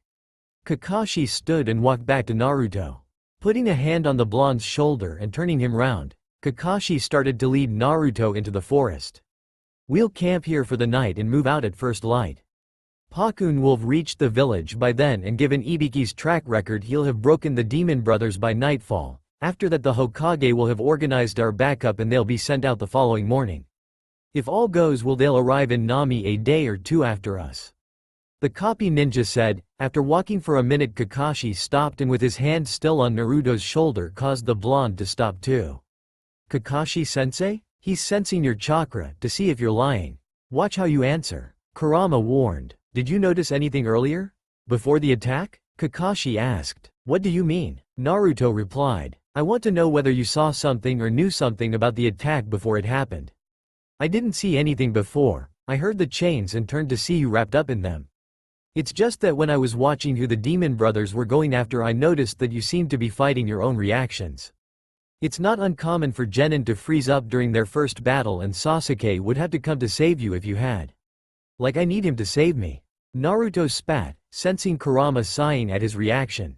"I was going to pulverize them but knew I couldn't leave Sakura alone." "She wasn't alone, Sasuke was there. He wouldn't have done anything to help her. But he did, he jumped in front of her before you jumped in front of him. That wasn't for Sakura, that was for the mission. If Tazuna died, we would have failed the mission and Sasuke's ego wouldn't let that happen. You could be right, but when we were going past the puddles, I saw your eyes moving between them and looking at me. So I'm going to ask again." Kakashi's grip on Naruto's shoulder tightened slightly, though his voice stayed as relaxed as usual. "Did you know about the attack?" "No," Naruto shouted, shoving Kakashi's hand off his shoulder and stepping into the Jonin's personal space. "How could I? This is the first time I've been outside the village and you would have noticed if someone was talking to me while we've been on the road." Kakashi studied Naruto's angry face for a minute before nodding. "That's true, I just needed to be sure. You were acting suspicious. I suppose it could have been adrenaline though." Kakashi patted Naruto's shoulder before starting to walking towards the clearing again. "That was close," Naruto thought to himself as he took a few breaths to slow his heartbeat. Getting angry and choosing his answers carefully was just enough to slip through Kakashi's questions without actually lying. True, it could be classed as lying by omission mostly, but Naruto didn't worry about that. This technically was his first time out of the village, even if for him it was for the second time. "I keep telling you to be wary of that one," Kurama said. "Do you think it's coincidence that you were put onto a team where the sensei has the Sharingan?" "What do you mean by that?" "You know what happened to me. Use that pebble you call a brain and think about it."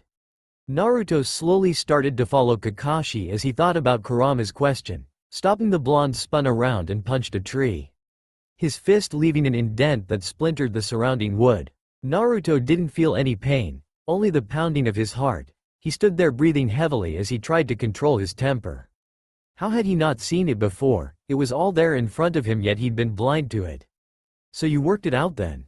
Kurama chuckled. "Biju are susceptible to the control of the Sharingan, which extends to Jinchuriki, hence why none of you are capable of performing more than the most basic Genjutsu at most, if any at all. While the old man may have faith in you, he has to put the village first and probably had to do something to quiet the elders." Just shut up." Naruto closed his eyes and waited for his heart to slow down. "Someone's coming." Naruto didn't reply as he pretended to pee.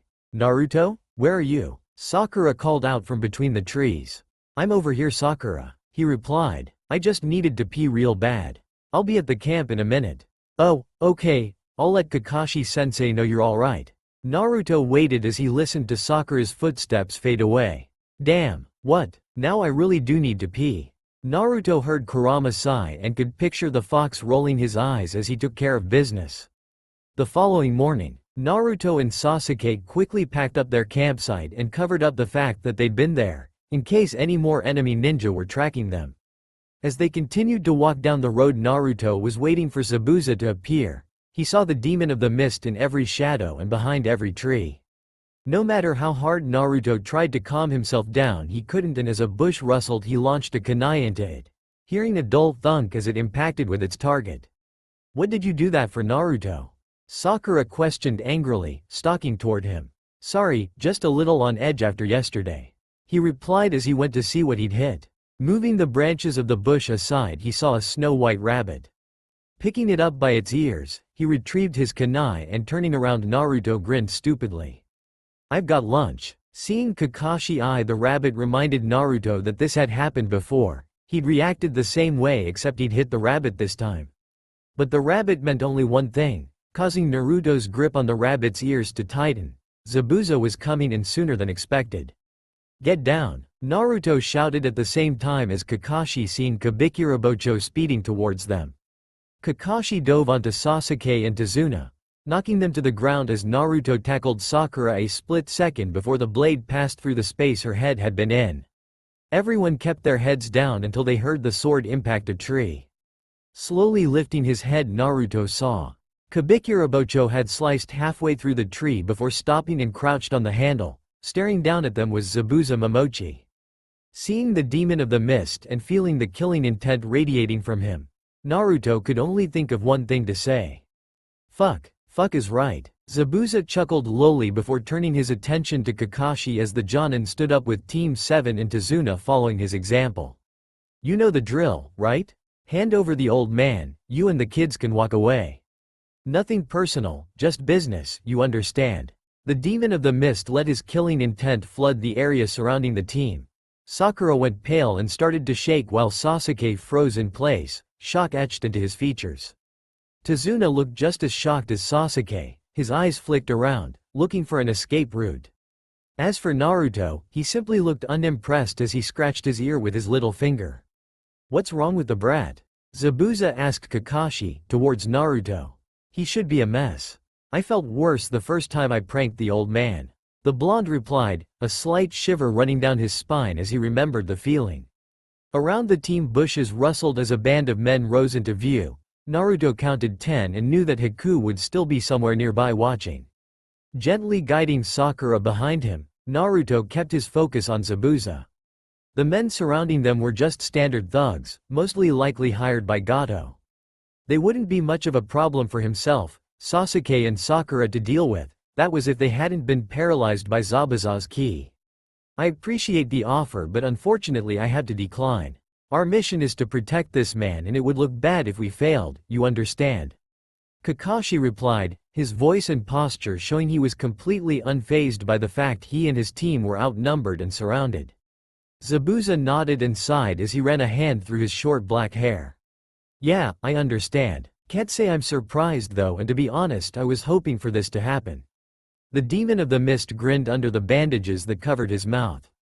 "I've always wanted to see how I stacked up against the infamous copy ninja." One of the thugs ran up, kicking Naruto to the side while he was distracted and lifted Sakura by the collar of her dress. "Hey boys, let's just kill them all and get this over with." The thug lifted the scared stiff Sakura to take a proper look at her. Massive forehead this one. Unconscious reflex made Sakura's arm swing around and back fist the thug across the jaw. The thug staggered but kept his grip on the pinkette. "Feisty, we'll see how long that lasts. She's not much to look at guys, but we can still have some fun later." The man didn't get a chance to say or do anything else as Zabuza flickered into existence behind him and the thug's head toppled off his neck, blood spurting into the air as his body fell and released his hold on Sakura. A kunai hit the head as it started to fall, tracking the trajectory back found Naruto's outstretched arm. Kakashi's eyebrow rose as he saw no hesitation in Naruto's throw or the expression on his face. What really caught Kakashi's attention was the look in Naruto's eyes. They held the gaze of an experienced shinobi, something else that wasn't expected from the renowned troublemaker. Kakashi filed this piece of information away for later as right now wasn't the time to deal with it. What happened only when necessary? Kurama asked, his grin easily heard in the tone of his voice. Not the time, Naruto replied as he kept his focus on Zabuza, in case he made a move against Sakura. I'll only say this once. We are monsters, not scum. Women are spared, Zabuza snarled, glaring at the remaining thugs. Am I clear? Hasty nods came from the thugs as they knew what would happen to them. Blondie, get up here and take the girl. Slowly Naruto approached, keeping his senses on high alert, but Zabuza didn't move an inch as he picked up Sakura in a princess carry and retreated without turning around. Naruto, get Tazuna and the others out of here. Kakashi ordered. I'll take care of Zabuza. Think you can make it through the others? Can I? Naruto smirked, placed Sakura on the ground behind him, turned to face the remaining thugs, cracked his fingers and formed his favorite hand sign. A horde of clones popped into existence around him. Sick him. All the clones grinned evilly and charged at the thugs surrounding them with a war cry, drawing weapons as they went. Naruto spun, picked up Sakura and started running, slapping Sasuke's face as he passed. Come on Sasuke, grab Tazuna and follow me. New orders, protect the client at all cost. Sasuke shook his head as he snapped out of the haze from Zabuza's ki and chased after Naruto, grasping Tazuna's wrist and dragging the old man behind him. They ran through a gap in the ring of thugs made by Naruto's clones, dropping a few smoke bombs behind them. Kakashi kept his eyes fixed on Zabuza, but the demon of the mist didn't move an inch as he watched Naruto lead the others away. Zabuza Momochi, demon of the mist. Kakashi said, drawing the rogue nin's attention. I feel like I should thank you for what you did for my students. Don't, Zabuza replied, dismissing Kakashi with an uninterested flick of his hand. Scum like that needs to be dealt with before it can spread. I hate bastards like that. I did to get him out of my sight. Nothing more, nothing less. Zabuza pointed his sword at Kakashi. Now copy ninja, let's see who's better. The former Kiri nin charged forward as Kakashi dropped into a fighting stance and drew a kunai. Meanwhile, Tazuna stood with his back against a tree and panted for breath as Sasuke stood guard over him and Naruto used some shadow clones to make sure they were safe. While the clones searched the area, the original was knelt next to Sakura and cleaning away the blood from the thug earlier. He didn't want to snap her out of Zabuza's ki and have her freak out due to being splattered in blood. Once he'd finished cleaning her face and what he could out of her hair, Naruto put a hand on her shoulder and sent a small pulse of charka into her body. Sakura's eyes widened and her mouth opened to scream, but Naruto quickly slapped his hand over her mouth. Sakura, it's okay. You're safe. I'm going to take my hand away now, so don't scream, okay? The blonde asked softly. Watching the panic and fear in her eyes slowly fade away, he waited until he eventually got a small nod from the pinkhead, gently taking his hand off her mouth. What happened? Sakura asked. I remember that guy with the sword asking us to hand over Tazuna and then he released his killing intent to scare us. Naruto explained. How do you know what it was? Sasuke grunted. Hanging around the old man, I picked up a few things. Naruto stood up and brushed some dirt off his pants. You guys stay here and protect Tazuna. I'm going back to help Kakashi-sensei. I'm coming too. A trio of stares snapped to Sakura's face as she slowly got to her feet. We heard what Kakashi-sensei said last night. People who abandon their comrades are worse than scum. She smoothed out her dress and then looked at her hands when she felt them grow wet. Lifting her hands, Sakura stared at the blood on her palms before turning her gaze to Naruto. The blonde quickly explained what happened and watched as Sakura's hands closed into fists and her head lowered to stare at the ground. They stood in silence for a minute before Sakura spoke again. Did you mean what you said last night? Huh? About me being a great kunoichi if I stopped being a fangirl? You heard that? Naruto took a nervous step back out of reflex more than conscious thought. I know what I said sounded bad, but just tell me, did you mean it? Sakura lifted her head and fixed Naruto with a focused stare. Yes, I know you can be an amazing kunoichi, but you need to train more. And stop being a fangirl for Sasuke. Yeah, that too, Naruto said quietly, not meeting her eyes. Then this is my first step to being better. We need to go and help Kakashi-sensei, lead the way. Naruto spawned a horde of clones and tasked them to protect Tazuna as he, Sakura and Sasuke ran back to the sounds of battle. Stopping in some bushes, they watched as Kakashi and Zabuza fought on the surface of the nearby lake. The two shinobi were battling back and forth, dodging each other's blades and launching jutsu whenever they had the opportunity. You live up to your reputation, Kakashi, but I was expecting more. Now show me you can live up to your name. Fight me with your Sharingan.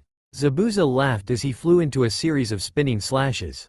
Sasuke tensed as he heard the name of his clan's Kekkei Genkai and started to growl lowly as he heard Zabuza continue speaking. Show me you have the eye of a thief. The Uchiha were a group of thieves with no skill except for what they stole from those they fought. The only Uchiha that even deserves the genius title that Clan of Fakes gave themselves is Itachi. Now he's a shinobi.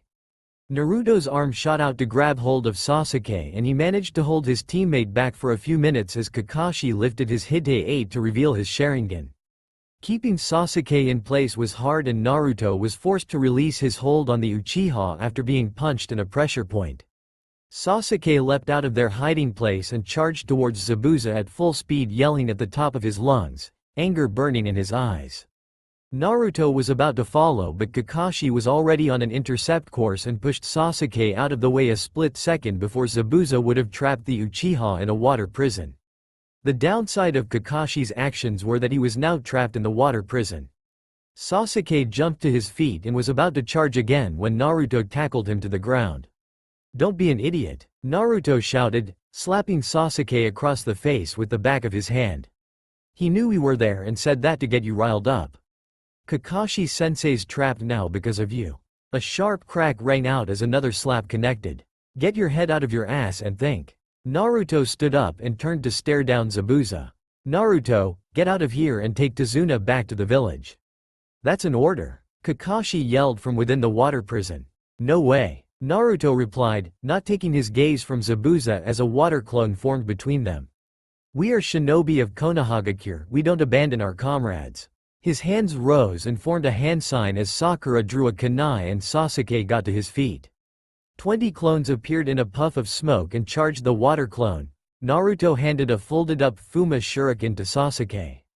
"Let him have it." Sakura stayed back throwing kunai and shuriken whenever she saw an opening. She did little more than annoy the water clone, but it was a start to her getting stronger. Sasuke took the Fuma shuriken and nodded, flicking his wrist and letting the weapon unfold. Taking a step forwards and spinning on the ball of his foot, Sasuke used the momentum of the spin to add power to his throw. The Fuma shuriken curved around the water clone and headed towards Zabuza. "Really? You think that'll work?" Zabuza snorted, glancing at Kakashi. The hidden leafs really lowered its standards if this is the best they can do. Swinging Kabikirabocho around, Zabuza deflected the shuriken and leapt over the second that was hidden in the first shadow. The second passed underneath Zabuza harmlessly and traveled a few feet away before transforming back into Naruto. Naruto threw a kunai at the hand-holding Kakashi in the water prison. The plan was working just as he remembered. That was until Zabuza's foot shot out and he effectively grabbed the kunai with his chakra and flicked it away. Naruto landed in the lake and quickly started swimming back to the shore. As Zabuza landed on the water surface again, he once more jumped into the air, avoiding a shadow clone that had entered the lake a short distance away from the battle and had attempted to stab Zabuza in the foot. A quick stab and the shadow clone dispelled, but it had diverted Zabuza's attention long enough for Naruto to get back to the shoreline and be sliced in two by the water clone. Naruto dispelled in a cloud of smoke, as did his other clones, leaving the original along with Sakura and Sasuke facing the water clone. "Not bad, Blondie. No way in hell that'd work, but not bad." Zabuza smirked. "What are you going to do now?" Naruto threw a handful of smoke bombs on the ground, hiding the trio from sight. A shower of kunai shot out of the smoke, and as Zabuza effortlessly blocked them, he triggered a second barrage of smoke bombs with a couple of added annoyances from Naruto's pranking supplies that had been attached to the weapons. Zabuza fought his need to sneeze and rub his eyes thanks to the pepper and chili powder mixed in with the smoke. He felt something disturb the chakra of his water prison. The kid can't be trying that. The rogue ninja thought as he tried to fight the disturbance but couldn't. Damn, how much chakra does this kid have? Zabuza grunted before feeling a chill flash through his blood as he remembered the last time he'd gone up against someone with this much chakra. He's a Jinchuriki. Zabuza thought as he felt the disturbance and a swing of his enormous sword cleared the enough of the smoke cloud to reveal the grinning face of Naruto sitting in the water prison. "Yo!" Naruto greeted with a small wave. Looking back to the shore, Zabuza saw a thoroughly soaked Kakashi standing where Naruto had been. The blonde had really pulled of a Kawarimi with the Jonin. "Alright Blondie, I'm impressed. You got a pair of brass ones for pulling that off. Doesn't change the fact that you're my— what the hell are you laughing for?" Zabuza demanded as Naruto broke into a full belly laugh. Hearing snickering from the shore, Zabuza looked as saw Sakura giggling as Sasuke fought to keep himself composed, and even though nearly all of Kakashi's face was hidden away, it was still easily spotted that the Jonin was grinning. Now that the smokescreen had cleared fully, Zabuza caught sight of something shining from the corner of his eye. Looking for the source, he found he was looking at his own skin, or more specifically glitter that was coating his body. "What the?" Naruto is known for his pranking ability back in Konoha. "It seems like you're his first victim outside of the village," Kakashi said calmly, but there was an undertone of mirth to his voice. "You little bastard." Zabuza growled and spun Kabikirabocho around to slice through the water prison and Naruto in one fluid movement. Naruto split in two and disappeared in a puff of smoke. Just how many of these fucking clones can he make? His limit hasn't been found yet. Largest group he's made so far is a little over 1,000.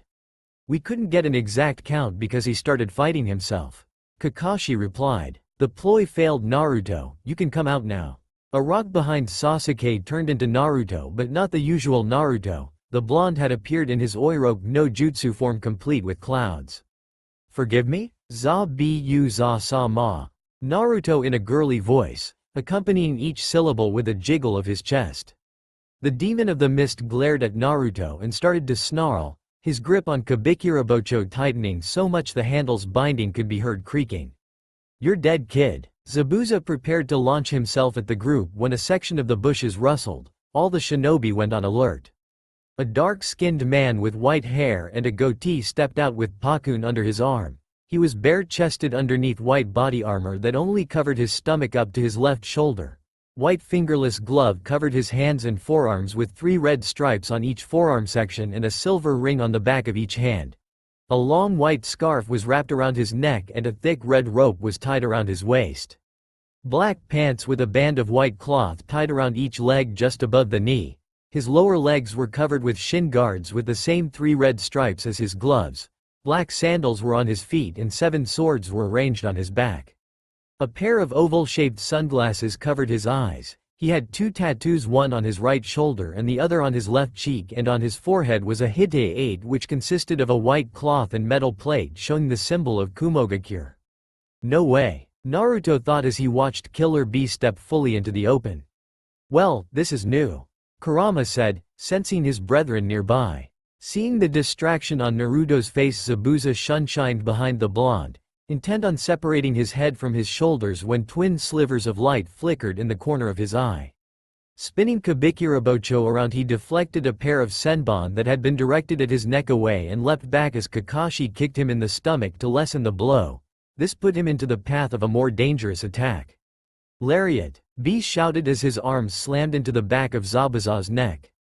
The rogue nin tumbled bonelessly across the ground as a second pair of senbon darted into his neck and a Kirigakure hunter nin appeared on the branch of a nearby tree.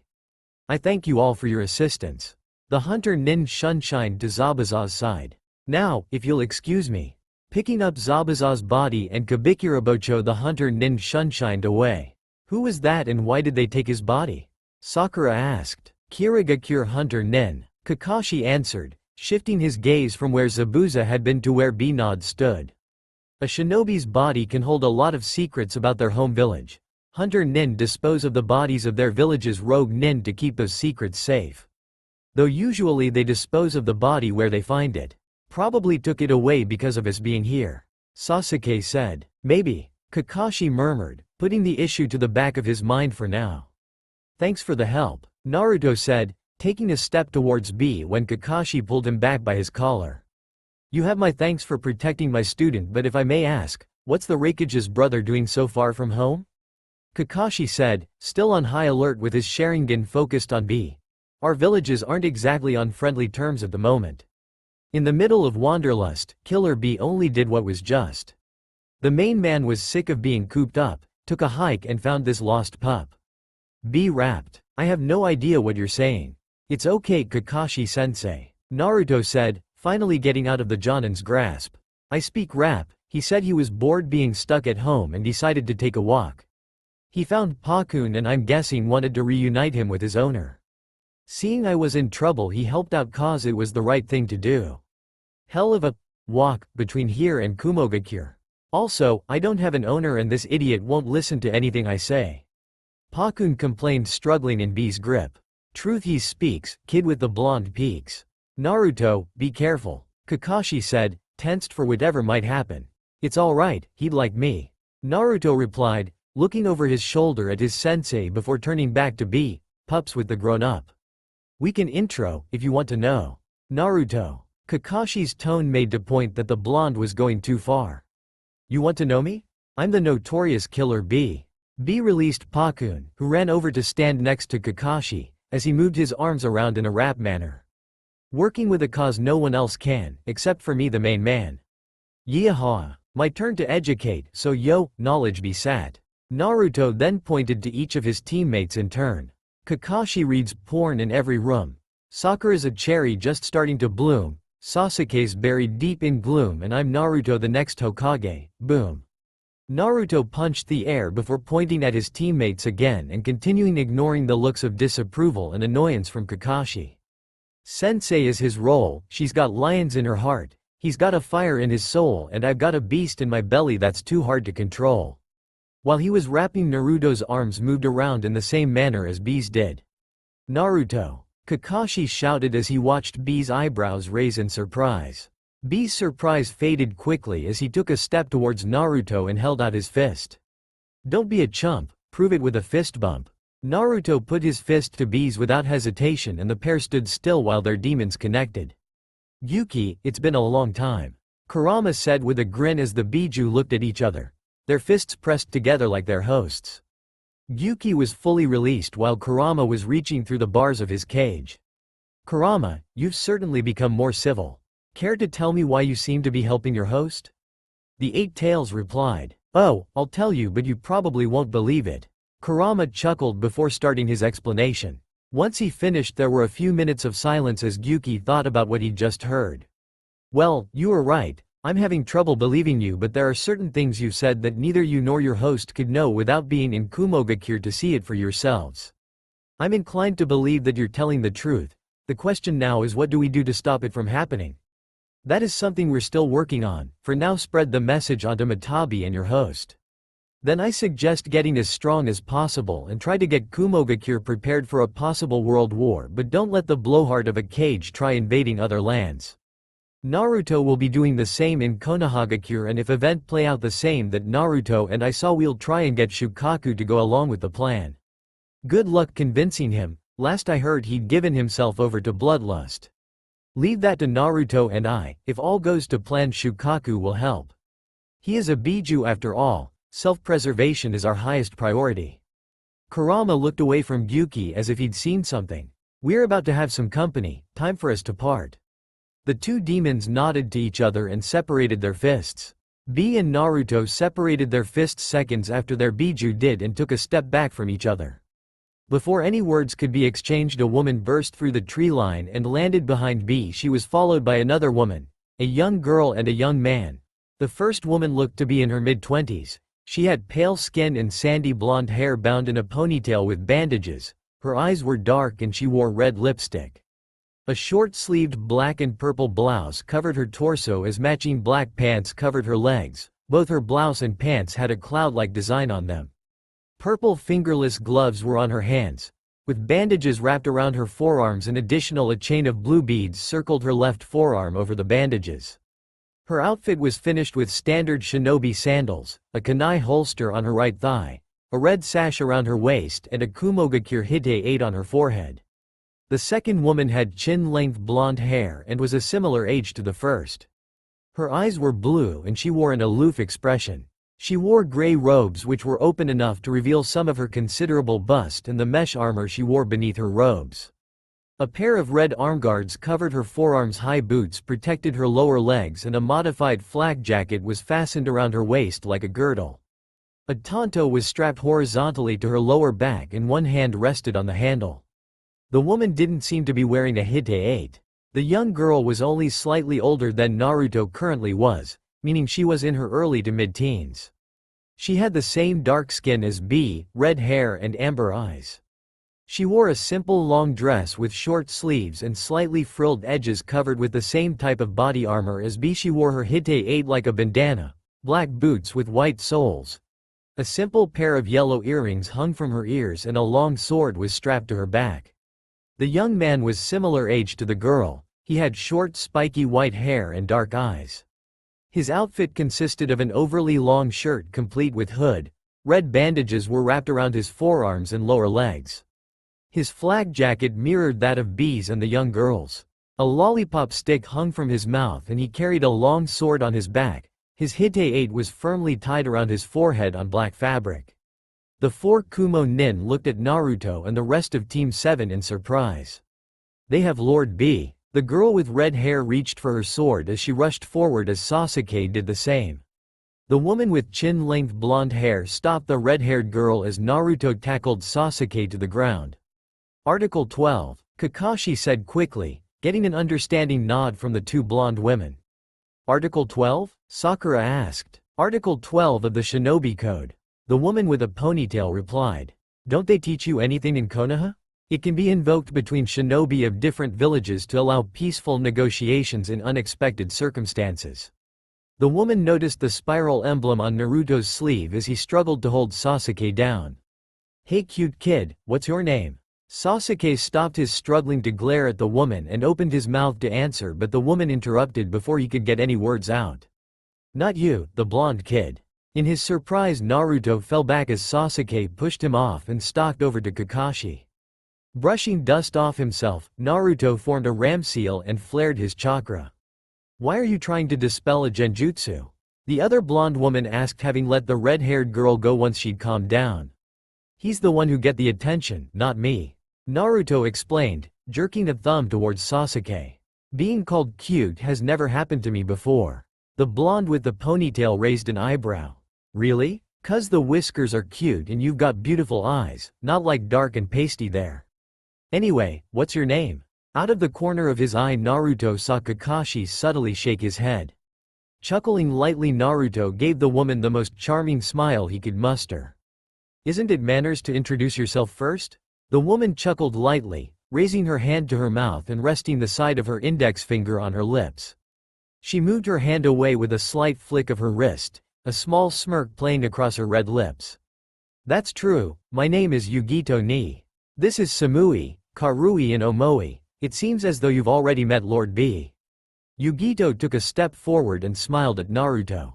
Just out of curiosity, what's that symbol on your sleeve? Looking at the spiral, Naruto was about to answer that it was his clan symbol, but Kurama's rumbling voice stopped him. Remember what Kumo tried last time they found out about an Uzumaki? Naruto's mind brought up the story of how Kumo had tried to kidnap his mother when she was still a student. Thinking quickly, Naruto came up with the most convincing lie he could. Don't you know curiosity killed the cat? But since it's a beautiful woman asking, I don't see any harm in answering. It's just something the old man gave me when I was a kid. It's kind of like a good luck charm. No idea what it means though. Naruto noted the look of surprise and suspicion on Yugito's face as he mentioned a cat while staring directly at her. Ah, but curiosity can bring a lot of good things. Samui said. Have you ever been curious about life in Kumogakure? Everyone's eyes widened at the thinly veiled suggestion of Naruto defecting. Taking a few seconds to recover, Naruto gave Yugito and Samui a flirty smirk. I don't think this is the best place for a conversation like this. How about dinner? I know a great ramen place in Konoha, if you'd care to join me after my mission ends. The two women looked slightly shocked at the fact Naruto was flirting with them before smiling. You're quite forward, aren't you? Samui said. There's two of us and only one of you. Are you sure you're man enough to handle the pair of us? Yugito almost purred. Naruto just grinned widely. Ladies, there's plenty of me to go around. Clicking his fingers, Naruto's clones appeared in the trees surrounding them. At first the two women just thought they were normal Bushin, but when the clones dropped to the ground, kicking up small cloud of dust and showing they had shadows, the women realized that they weren't normal clones. Yugito quickly counted the clones and came up with an estimate of around 40. She tapped the numbers and a message out in code against Samui's leg. Seeing her fellow blonde's head dip slightly, Yugito knew that Samui was willing to go along with the plan. You really are special, aren't you? I'm going to have to insist that you come to Kumogakure with us. Yugito's fingernails started to lengthen as Samui's hand rested on her tanto's handle. Karui and Omoi copied her actions, reaching for their own swords. Naruto turned slightly so his face was hidden from the rest of Team 7 and let his happy-go-lucky mask slip away. Now his face showed the visage of a battle-hardened veteran. His blue eyes had turned cold and the grin he wore had vanished from existence. This wasn't the same person that had been there seconds before. This was a person who'd seen the horrors of war and survived, even though part of them had died on the battlefield. I'm not going to lie. Naruto's voice was soft, almost a whisper, but carried a weight that no one expected from someone so young. The thought of living in a different village has crossed my mind every now and again. This got a wide-eyed stare from Sakura and Sasuke. They both knew how much Naruto loved Konohagakure but never would have suspected that he'd thought about leaving. Kakashi on the other hand knew what Naruto had to deal with as a child and sympathized. He didn't show any outward reaction, though he kept his focus on the Kumo Nin in front of him. I didn't have the best childhood. I'm an orphan. I don't know who my parents are, and as far as I know no one else does. I was always the one to be blamed for anything bad that happened in the village. Okay. A lot of the time I did cause it, but only because of how people treated me. I acted out like that just so people would acknowledge me, so they'd see me and not look through me like I didn't exist. The glares, the anger, the hate, I welcomed them and everything else that was directed at me because it was the only attention I could get. Out of the entire village there were only 3, maybe 4 people that didn't hate me, but from them I got pity. Naruto paused to take a breath and let out a dry bark of laughter. I think I would have preferred the hate. I was an outcast, no friends, no family, and I was looked at like I was the worst piece of shit they'd ever scrapped off their sandals, but that doesn't change the fact that Konoha is my home and I'm not going anywhere with you. The Kumo Nin all started to draw their weapons but paused when Naruto raised a hand. You didn't allow me to introduce myself or my teammates. Kakashi Hitaki of the Sharingan, the copy ninja and son of the White Fang. He's the Jonin sensei of Team 7, which consists of Sasuke Uchiha, Sakura Haruno and myself, Naruto. We're destined to be the next generation of the Sannin. If you want to try and fight us, be my guest. Naruto paused for a second as he closed his eyes before opening them again, showing his blue eyes were now red and his pupils were slits. His whisker marks were darker and a thin haze of red charca coated his body. But you won't be leaving this clearing in one piece, I can promise you that. A feral grin showed off his sharpened canines. Believe it, you're Lord B? Yugito started before B went and stood next to Naruto, putting his hand on the blonde's shoulder. Play it cool, fool ya fool. Ain't no need to fight, declining it, you're right. B looked at his fellow Kumo Nin. This ends now, we're going to exit with a bow. B patted Naruto's shoulder once and walked over to Yugito and Samui. This stays between us, no complaints or fuss. And don't tell my bro, he doesn't need to know. Yugito opened her mouth to protest, but B just stared at her. That's an order from your lord, disobey and you'll pay a price you can't afford. Closing her mouth, Yugito simply nodded and retracted her claws. Time to go, see you round, Naruto. Yeehaw. B held his fist out again and waited for Naruto to bump it. Keeping his eyes focused on Yugito and Samui, Naruto slowly raised his arm, bumped his fist against B's. With that done, 4 tentacles sprouted from B's back and wrapped around Yugito, Samui, Karui and Omoi before B leapt into the trees, with Yugito complaining about how slimy it felt and scolding him for wandering off again. Naruto let Kurama's chakra recede as B carried the other Kumo Nin away. His clones started to dispel as the last group of them came into the clearing with Tazuna. Naruto, where did you learn to do that? Sakura asked, causing Naruto to turn and face her. Learn what? To talk like that? You were flirting with them. So what, they were pretty. How did you even know how to do that? I didn't sleep through all our classes, I remember some stuff. Which class was that from? Infiltration and seduction techniques. Never thought I'd have to use them though. Naruto shrugged, there wasn't much to it beyond that. Didn't the girls have a class like that? I know we got separated into groups for it. We had to try and get a secret out of a girl without using force. Sasuke nearly failed the class cause he just kept saying, "Tell me what I want to know." Kakashi's mouth twitched as he hid a smile at the rather accurate impersonation of Sasuke's monotone. "Well, we did, but Sakura trailed off and blushed as she made a point of not looking towards Sasuke. "You were always asking me on a date, why didn't you try talking like that? Everything we learned at the academy is meant to be used against enemies, you're not an enemy." Naruto's reply was met with silence as Sakura didn't know what to say next. "Why you?" The sound of Sasuke's voice caught everyone's attention. "Huh?" was Naruto's articulate response as he turned to face the Uchiha. "Why did they want you?" There was the 1000 Ryo question. It had been hovering around in Sakura's mind too. If they'd wanted Sasuke she'd understand, but Naruto? What would they want with him? "Yeah, they were asking about your name." "Why would they do that?" Sakura asked. "Hell if I know. It's because he's an Uzumaki," Kakashi said, moving his Hite 8 back down to cover his Sharingan. The Uzumaki were a powerful clan when Konoha was founded, but they died out. How powerful could they be if they died out? Sasuke questioned as Kakashi got them all moving again towards Nami no Kuni. Konohagakure was the only village that didn't fear them. The reason the Uzumaki died out was because Kumogakure and Kirigakure allied with some of the smaller nations and attacked. By the time Konoha found out and managed to muster a force strong enough to help, it was too late. There are some Uzumaki that managed to escape, but it's not known how many or where they are now. Not being there for our closest ally is one of the darkest stains on Konoha's history. A dark chuckle came from Kakashi. They took the majority of the attacking force down though. A well-trained Uzumaki in their home territory is someone you never want to face. Naruto's an orphan, how do you know he's actually an Uzumaki? Sakura asked. By his chakra, the Uzumaki were known for having enormous chakra reserves and exceptional longevity.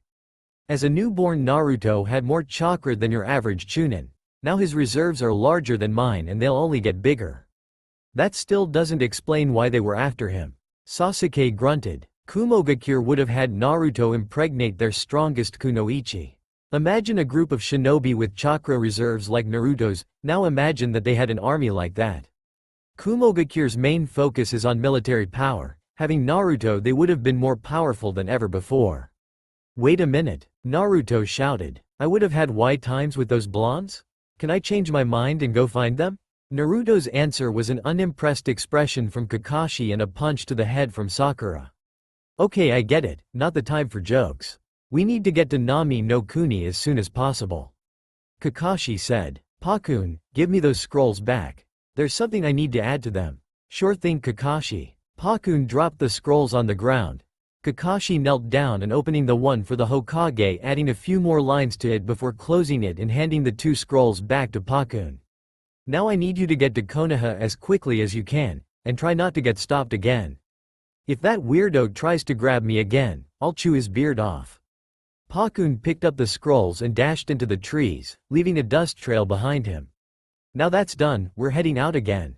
Kakashi stood up and staggered to one side. "Damn, used too much chakra. I'm out of shape." Naruto quickly got hold of Kakashi and helped the Jonin steady himself. "We're going to have a talk about what just happened later, Naruto." "Yes, sensei." Naruto sighed, knowing he probably had some explaining to do. With that said, Team 7 and Tazuna continued on their way, and apart from an incident with some bandits, they made it to Nami no Kuni safely, reaching Tazuna's house and letting Kakashi rest so he could recover his chakra. Naruto sighed as he felt the memories of a shadow clone flow into his mind. They still couldn't get the chakra shell for the Rasengan to stabilize, but at least he now knew another way to not do it. He was sat on the roof of Tazuna's house keeping watch. He should have woken Sakura a couple of hours ago for her shift, but decided to let her sleep. It had been a hard day for all of them and he wanted some time to himself. From what his memories were telling him, Zabuza having back up, B and the others turning up, none of that had happened. Naruto had been fairly confident when taking the mission after overcoming the original shock of how quickly it had come up, but now, even though they weren't massive changes, they still could have led to big problems. Pulling a kunai out of his pouch and idly spinning it around his fingers, Naruto let his mind drift back a few hours to what had happened when he'd arrived at Tazuna's house. Flashback. My house is just ahead. Tazuna said as he led the group through the village. A piercing scream stopped anyone from saying anything in return. Tsunami? The bridge builder whispered before taking a step forward. Naruto unceremoniously dropped Kakashi and pulled Tazuna back, pushing him towards Sakura and Sasuke. Keep him here and be ready for an attack. Naruto barked the order before dashing towards the scream. Arriving at Tazuna's house, he found the door broken open and brutal laughter. Without a second thought, he leapt into the house and saw 6 of Gato's thugs huddled around Tsunami. Shreds of her clothes were scattered across the floor and Inari was laying on the other side of the room unconscious with a small cut on his forehead. Kurama, the fox demon, didn't reply other than letting some of his chakra flow into Naruto's system.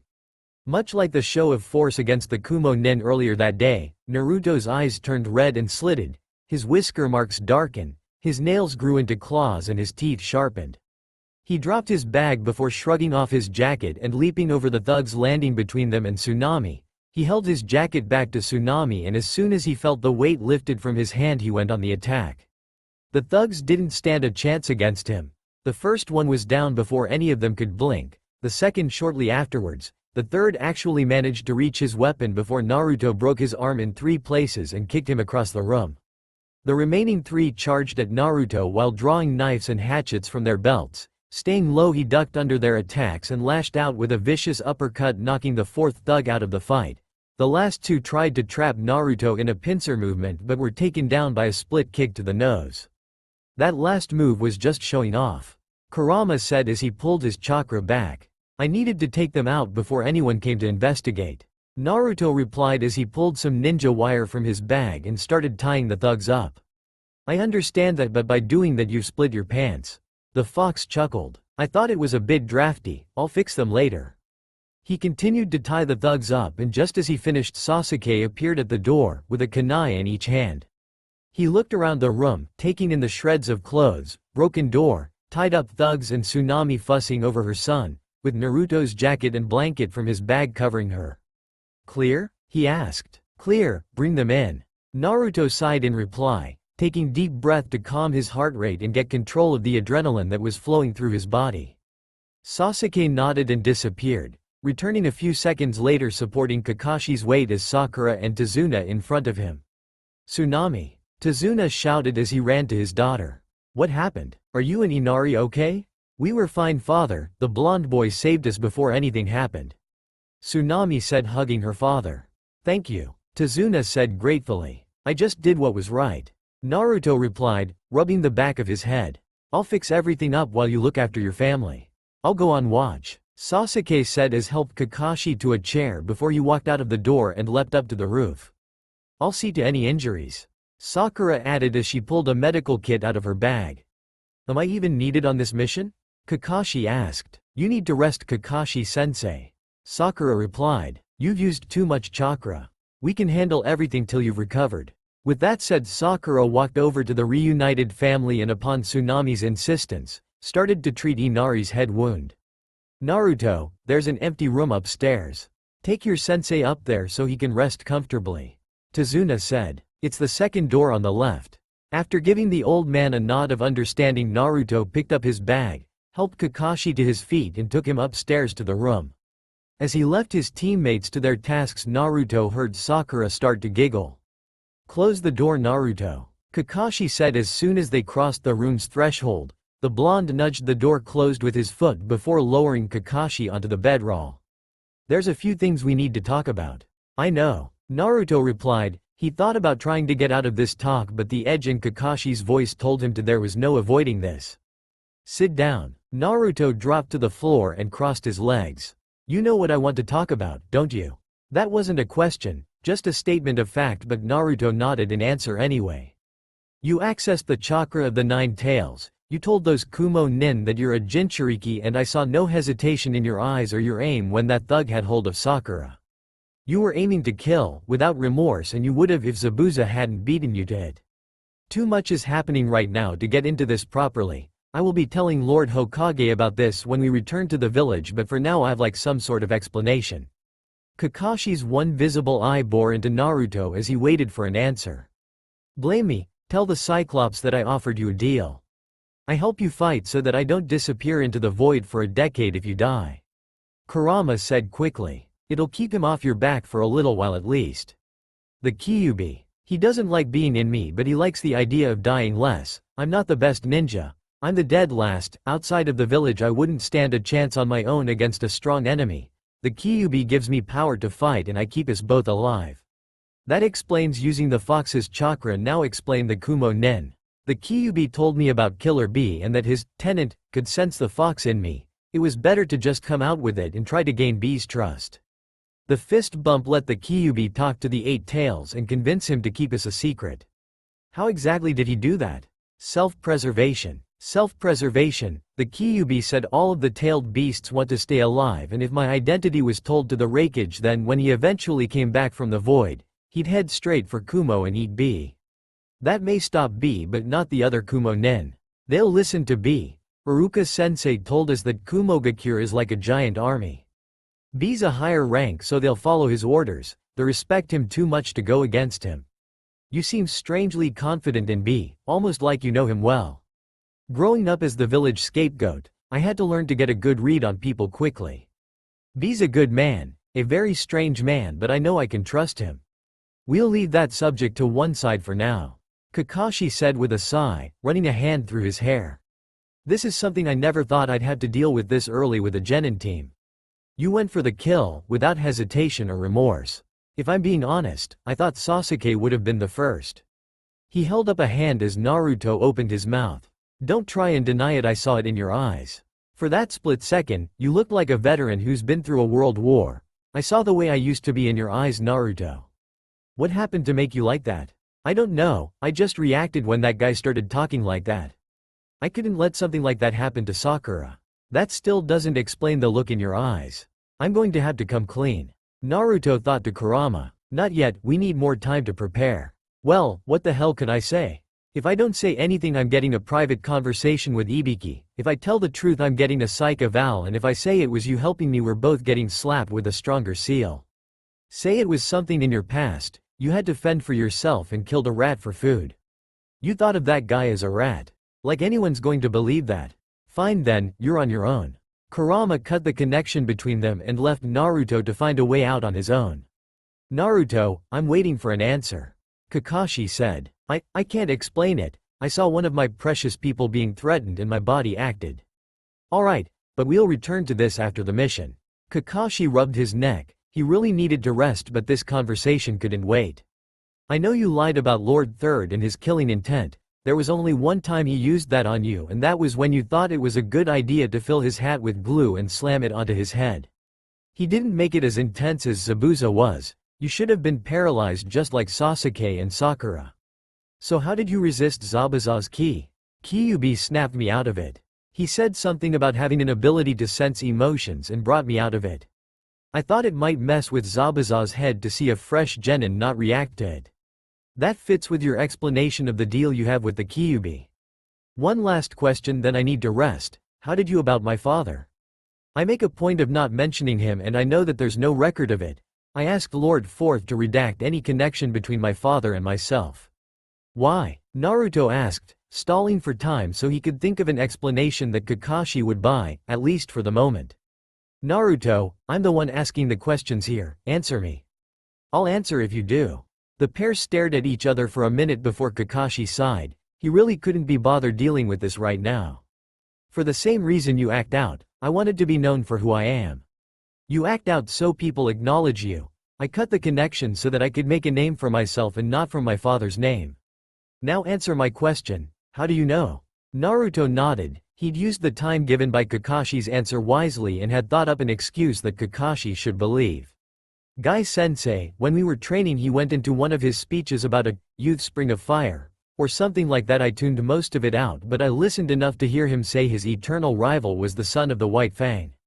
Kakashi studied Naruto's face to look for any sign of a lie but couldn't find anything. He sighed and cracked his neck. That does sound like something Guy would do. Alright Naruto, you and Sasuke set a perimeter and lay a few traps. We shouldn't be expecting any unwanted visitors but it's better to be safe than sorry. After that settle in for the night, you take first watch, Sakura can take the second and Sasuke can take third.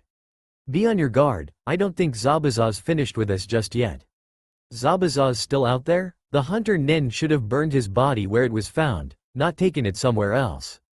Zabuza's got an accomplice, we need to be ready for anything.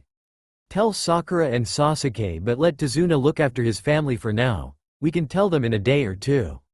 Kakashi lay back on the bedroll. Wake me in a few hours and update me on what you've done.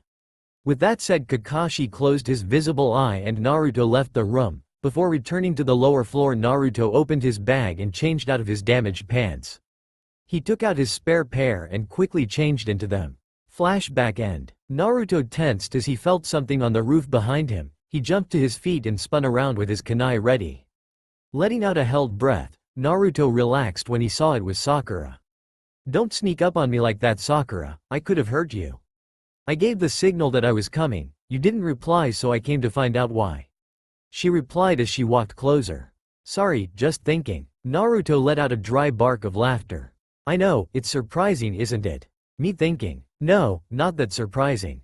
Sakura said as she sat on the edge of the roof, patting next to her. Naruto raised an eyebrow but did as she silently requested and sat next to her. You're always thinking of something, how to prank someone, what you'll do when you're Hokage, stuff like that. She was silent for a minute before speaking again. What you said to those Kumo nin, did you mean it? About us being the next Sannin? Damn right I did, we're going to be in the history books, kids will want action figure of us, they'll want to be us when they grow up. That's not what I meant. Sakura interrupted. I meant about leaving the village. You love Konoha, you want to be Hokage. How could you have thought about leaving? You'd really give up on your dream, just like that?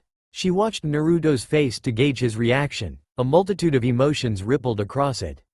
Love and pride she expected to see, but anger, depression and hate caught her completely by surprise. Sakura. He sighed, looking out at the water before them. Everything I said to them was true. I'm an orphan, I've been alone all of my life apart from the little bit of time the old man would put aside so I could talk to him. I never had friends, I mean I hung around with Shikamaru, Choji and Kiba, but I never got the feeling that they were really my friends. It was like they kept me around to be a scapegoat. My parents, I know next to nothing about them. All I know is what the old man told me, which was that they love me. He won't tell me their names, said something about them having a lot of enemies, and if it got out who I was, then I'd be either assassinated or kidnapped. Naruto sighed again and leant back a little to look at the starry sky, his voice turning wistful. I can understand that, but I'd still like to know something about them. Favorite food, hair color, anything. Rubbing the back of his head, he turned his attention back to the water in front of them. Naruto's tone turned bitter as he spoke again. Everything that went wrong in the village would be blamed on me, everything from a piece of dropped litter to arson. Even when I was in the academy, sat right in front of Haruka-sensei, there were still people blaming me for vandalism and theft on the other side of the village. He shrugged. Okay, I could do that now, but this was before I knew how to make shadow clones. I'm hated for something, I always have been, I don't know what it is, but all the adults do. I know that much, and because of how they act the other kids do the same. I've been beaten up by gangs, had rotten fruit thrown at me, chased out of shops as soon as I've walked in the door. Naruto paused to calm himself down. His voice had been getting louder and his tone darker as he spoke. After years of that, can you blame me for thinking about leaving? The old man did what he could, but there's only so much one man can do against a village. Put yourself in my place, no one looking out for you. Everyone taking every opportunity to attack you in one way or another.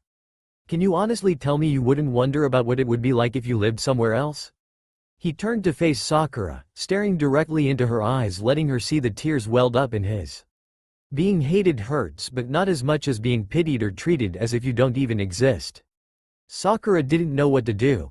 Naruto had always been so happy and confident, seeing him like this didn't sit right with her. She knew that she needed to say something to cheer him up, but nothing came to mind. Wanting to help anyway, Sakura just started to speak. She was the smartest kunoichi from their class. She'd trust her intelligence and her heart to steer her right. Naruto, I can't say I know what it must have felt like living like that, not having anyone there for you, but if you want, I'll be your friend. I know we don't really see eye to eye. I've hit you and said a lot of mean things about you, so I'll understand if you don't want to be friends with me, but if you ever need someone to talk to, just ask. She put a hand on his shoulder and gave him a small smile. Naruto wiped his eyes with the cuff of his jacket. the broken look in his eyes slowly mending before her eyes. "I'd be honored to be your friend Sakura," he said softly, returning her smile before wincing as she pulled on his ear. "Ow, ow, ow, ow, what happened to being friends?" "Oh, we are friends, this is just a little punishment for not waking me when it was time for my watch." She gave him a sickly sweet smile. "It's been a long day and I wanted everyone to get some rest." Naruto whimpered as Sakura pinched his ear harder. "Doesn't everyone include you?"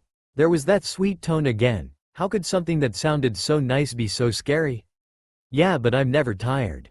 Naruto pumped a fist into the air and grabbed his bicep. "Have you ever seen me worn out?" "Well, no, but," Sakura faltered. "Then it's fine, this won't be the first time I've stayed up all night." "Go back inside and sleep."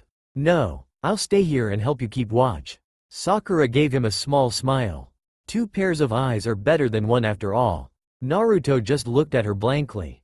"What?" Naruto made his signature plus hand seal and a pair of shadow clones poofed into existence behind him. "Oh yeah? Well, an extra set can't hurt, can it?" Naruto shrugged and took off his jacket. "Here," he said, draping it over Sakura's shoulders. "There's a cold breeze, you could get sick." "What about you? You'll get cold." "Don't worry about it, I've dealt with worse." "Worse?" Sakura asked but was only answered with a tense silence. "Oh, sorry. Don't worry about it." With nothing else to be said, the two genin fell into a comfortable silence as they kept watch over Tazuna and his family. The only sounds to be heard were birds, waves and the thugs tied to the posts holding Tazuna's home above the water thrashing about in the ocean. The following morning, after Naruto was chewed out by Kakashi for taking watch for the whole night, they all sat down for breakfast. Team 7 were formally introduced to Tazuna's family and treated to Tsunami's excellent cooking. While they ate, Sakura asked a question. "Kakashi-sensei, the weird guy from yesterday, why did he have tentacles come out of his back?" Tazuna and his family looked to the Jonin to hear his explanation. Inari tried to look disinterested by keeping his eyes on his breakfast, and Tsunami was sewing the hole in Naruto's pants after he split them the day before. "Huh?" Kakashi said, looking over the top of his adult literature. "Oh, that? Well, there are many things in this world that can be explained in many ways. It may have been a bloodline like the Sharingan or Byakugan, a family technique like those possessed by the Yamanaka and Nara clans. He may have even been a Jinchuriki." Kakashi turned his attention back to his book as Naruto resisted the urge to react.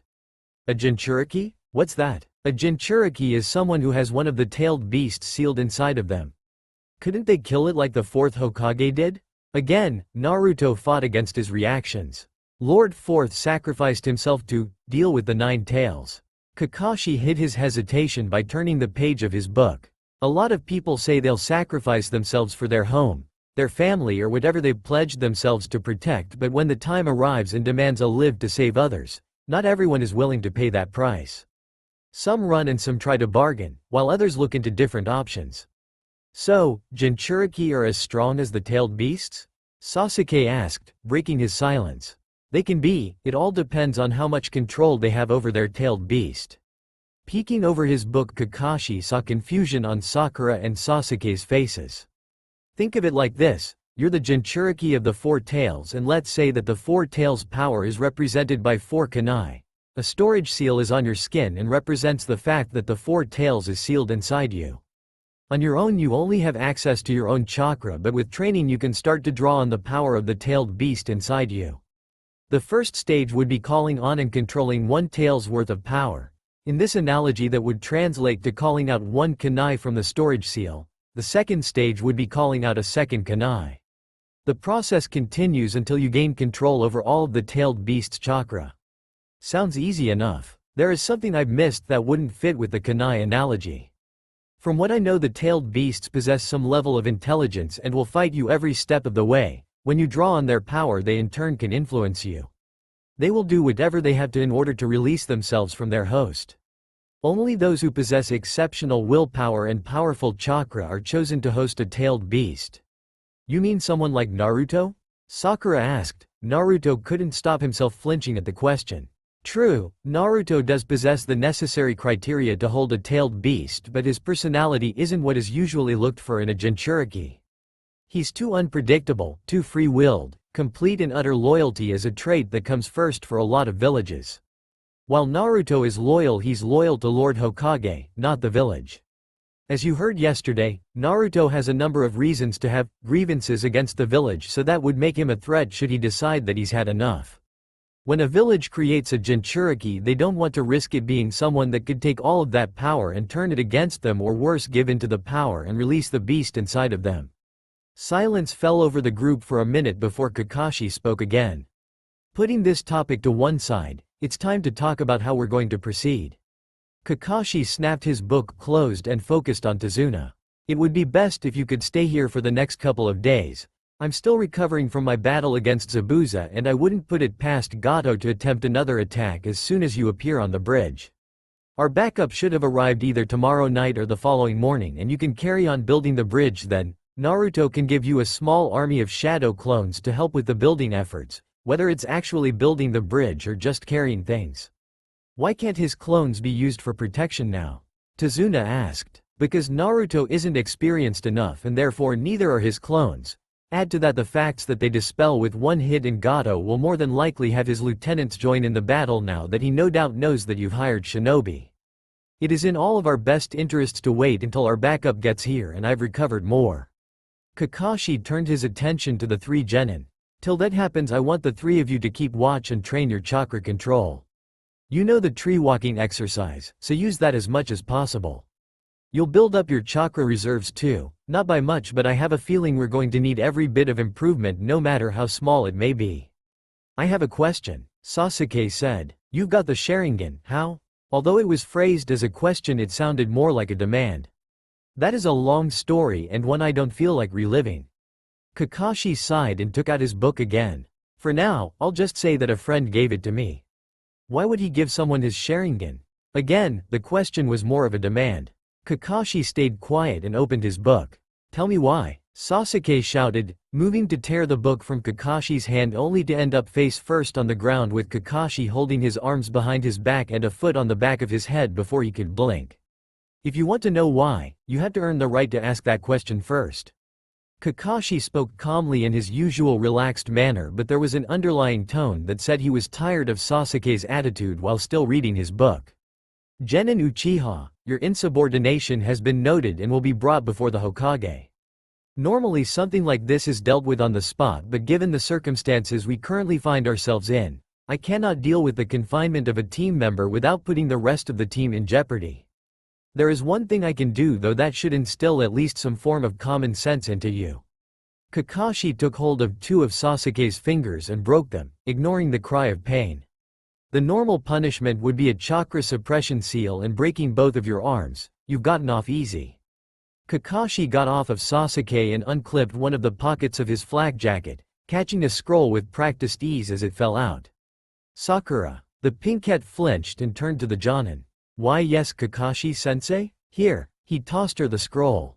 Given your near-perfect chakra control, you're well suited to being a medic. That's the basics of Iryo Ninjutsu. Study hard and practice with Sasuke's fingers. It's a stable fracture, the bones just need to be realigned and healed. Well within the limits of a beginner. Well, that was unexpected. I'm beginning to rethink my position on him. Kurama chuckled. I approve of this side of him. I don't have much experience using Iryo Jutsu, but I'll help when I can. I requested someone with medical experience in our backup so they can give you a little instruction too. Kakashi put a hand on Sakura's shoulder. I have a feeling you were made for this role. With that said, Sakura excused herself to start reading her scroll, and Kakashi sent Naruto to get some sleep while he bandaged Sasuke's fingers. The rest of that day and the following one passed quickly.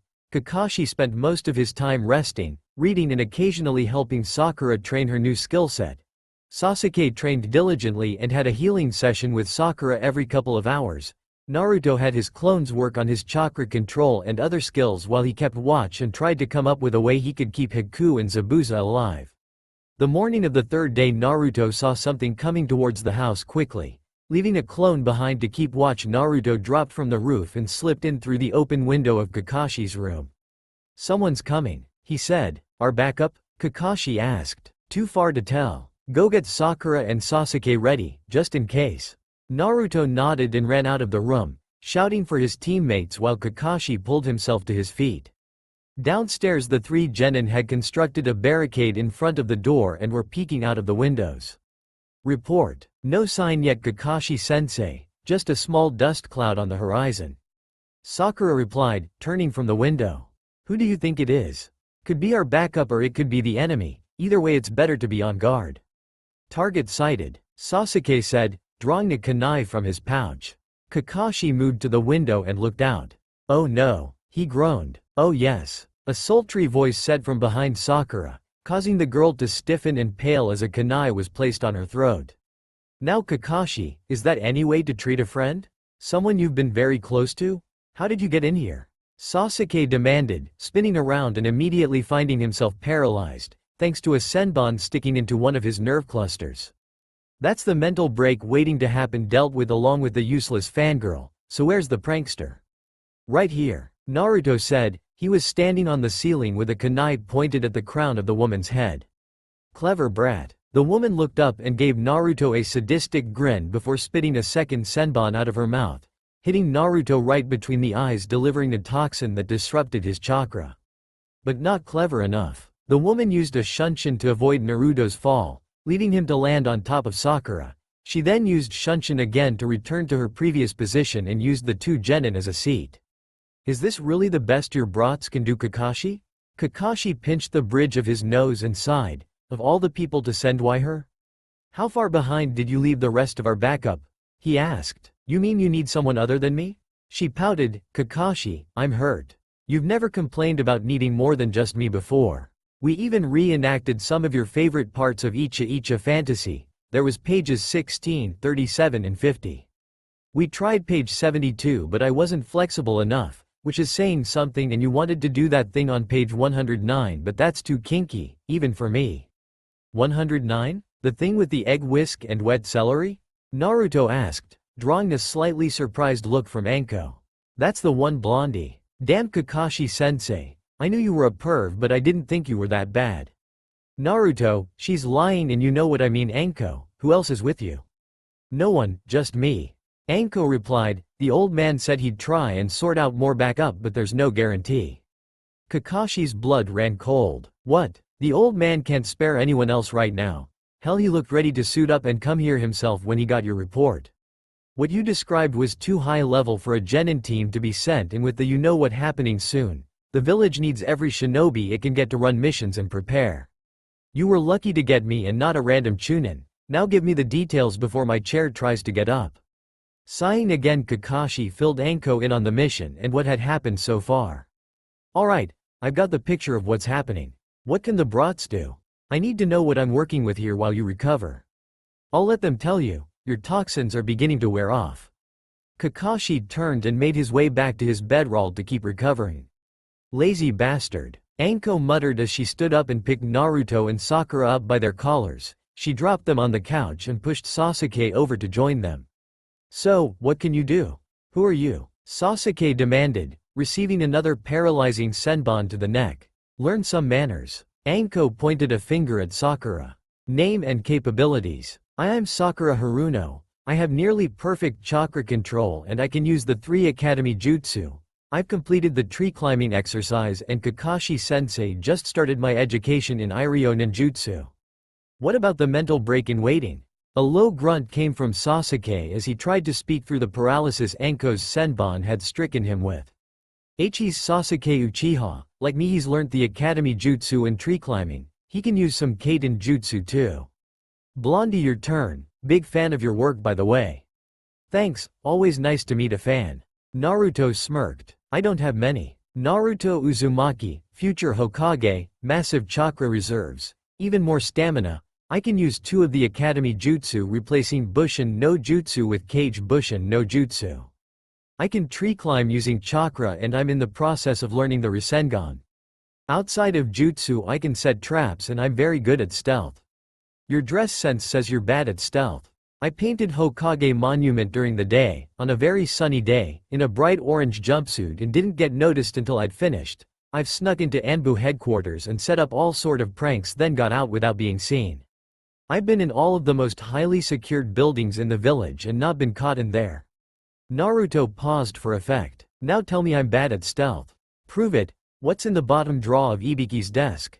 Bottom left is a picture of someone I'm going to guess is his younger brother. Bottom right has a bottle of high-quality sake. A brand that I'm pretty sure is illegal outside of Mizu no Kuni.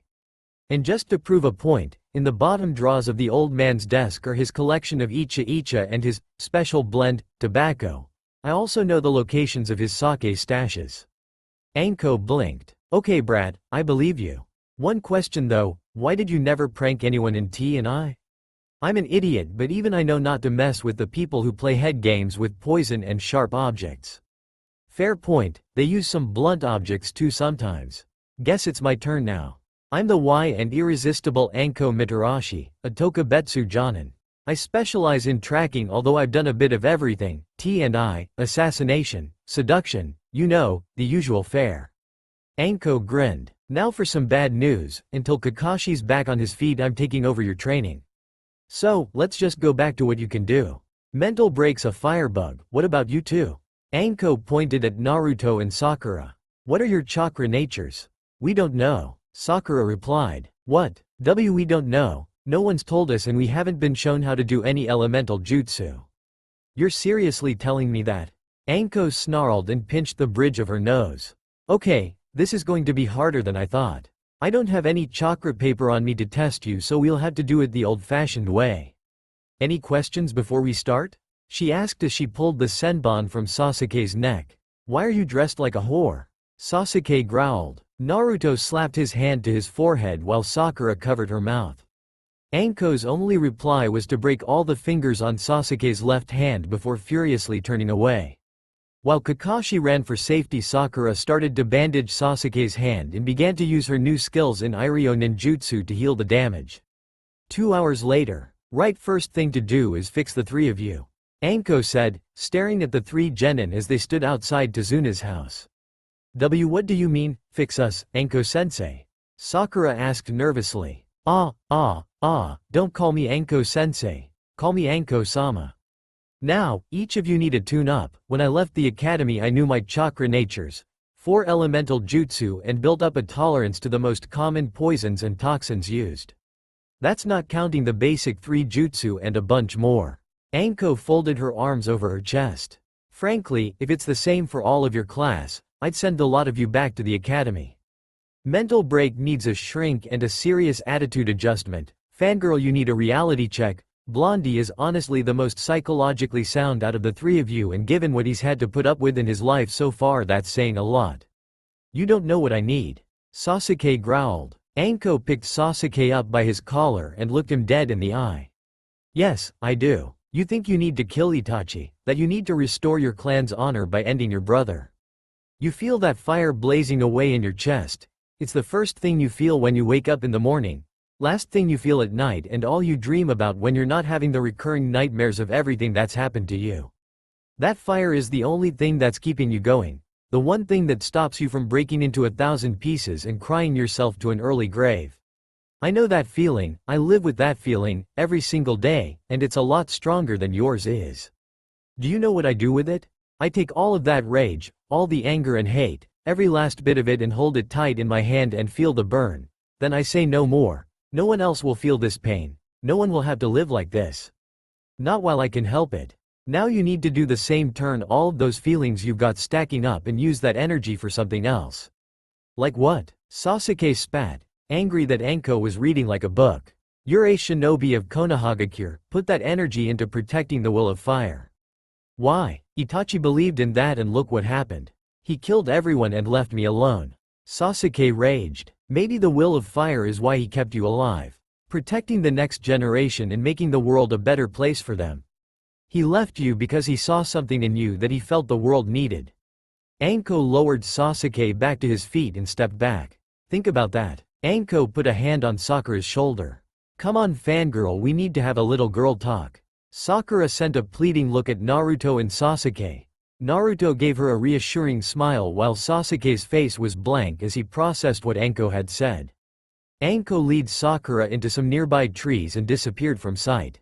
Naruto spent a minute trying to talk to Sasuke but gave up seeing that he wasn't going to get a response, so he picked up some fallen leaves and started training his chakra control by sticking the leaves to his forehead and nose. 10 minutes later, Sakura came back wide-eyed and pale-faced with Enko behind her wearing a sadistic grin.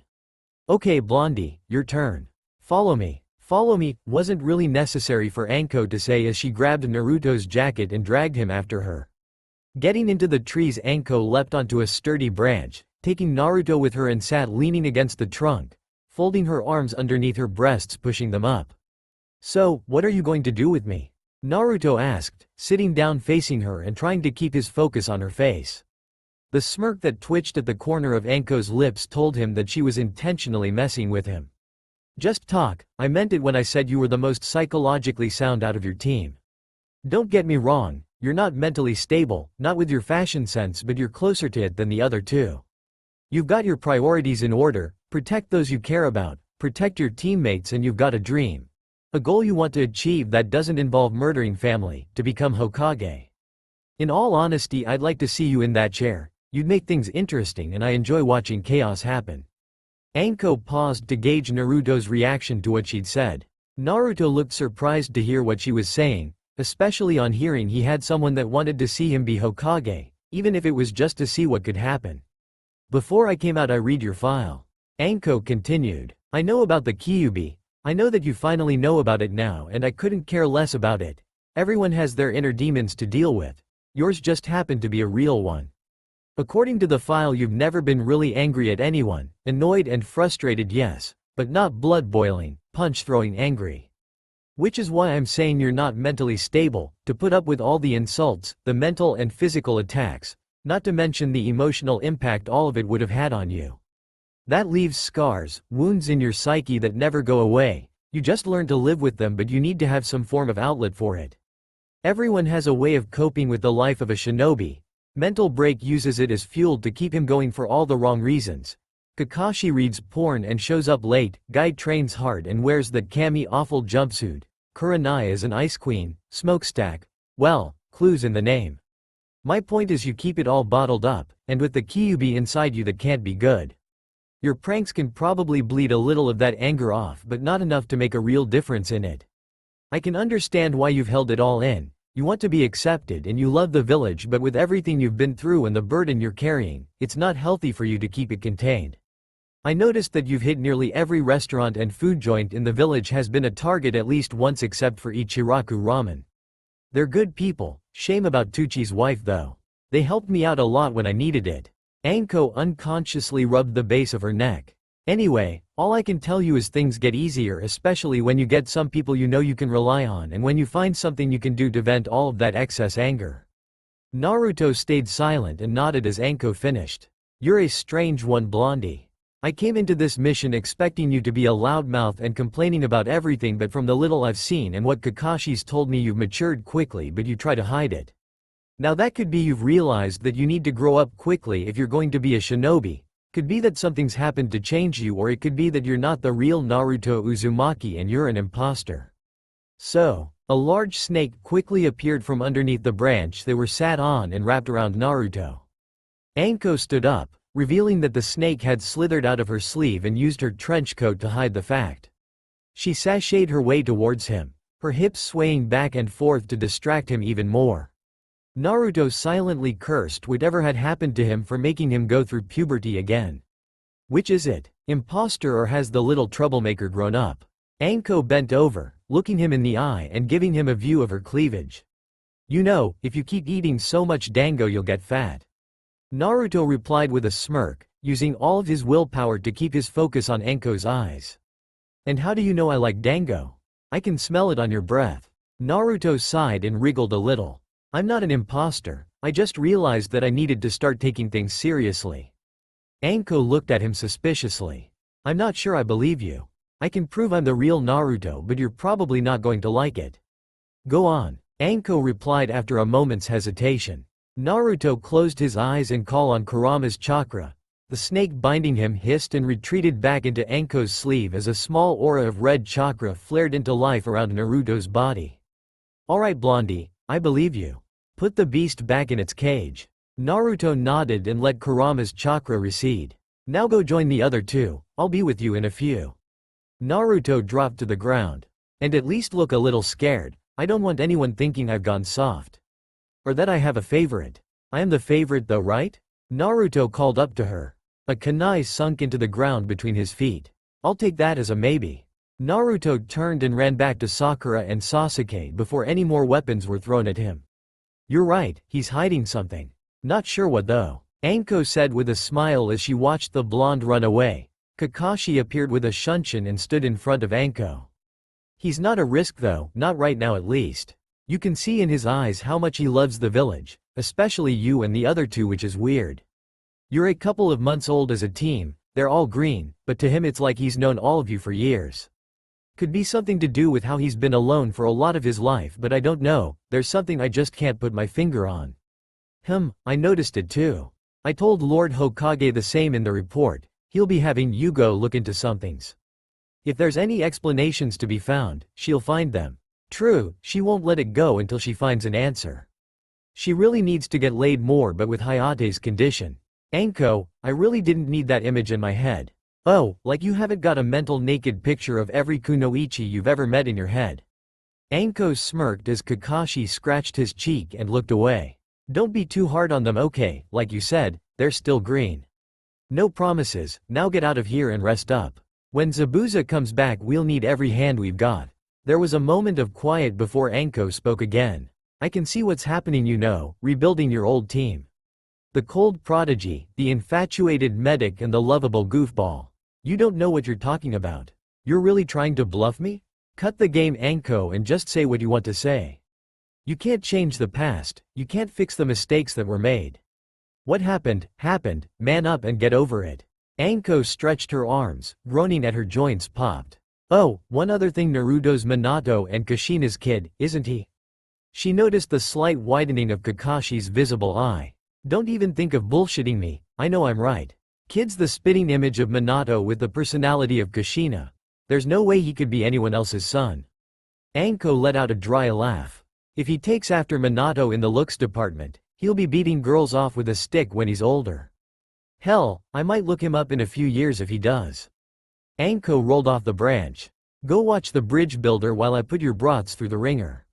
When I'm through they'll be shinobi to be proud of. She strolled back to the genin of Team 7, leaving Kakashi behind to think of what she'd said. So, what now? Naruto asked as he lined up with his teammates when Anko came back. Sasuke seemed to be back to normal, although there was a look in his eyes that said part of his mind was elsewhere. Sakura looked like she'd recovered from whatever Anko had done and said, but was still a bit pale. Now I put all three of you through the grinder and turn you into real shinobi. Anko gave them a sadistic grin. Welcome to hell. The next few days were just that, hell. Anko pushed all three genin to their limits. Sakura would hit hers first but fought against her body's complaints to keep going until Anko told her to rest. Sasuke's fingers healed quickly thanks to Sakura's new skills and some help from Anko. He'd try to keep up with Naruto's seemingly endless stamina but would eventually collapse. Anko's training even had Naruto reaching the end of his stamina, but his stubbornness kept him going even further. He'd yet to fall and Anko sometimes had to forcibly make him rest. They'd gone through speed and strength training along with dexterity and agility. Naruto was a frontline fighter, so his training was focused mostly on strength, speed and accuracy, to able to hit harder in the right places more frequently for greater effect on his opponent. Sasuke was a mid to close range fighter. His training was much like Naruto's but not focused as much on strength and more on balancing out his abilities. Sakura was given the role of support and medic. Anko had her work on speed and agility, as being a medic meant she was the most important member of the team. She could keep her teammates going for as long as possible, which would make her a target. While Team 7 were being worked into the ground, Anko set to work on things that Kakashi should have dealt with much earlier.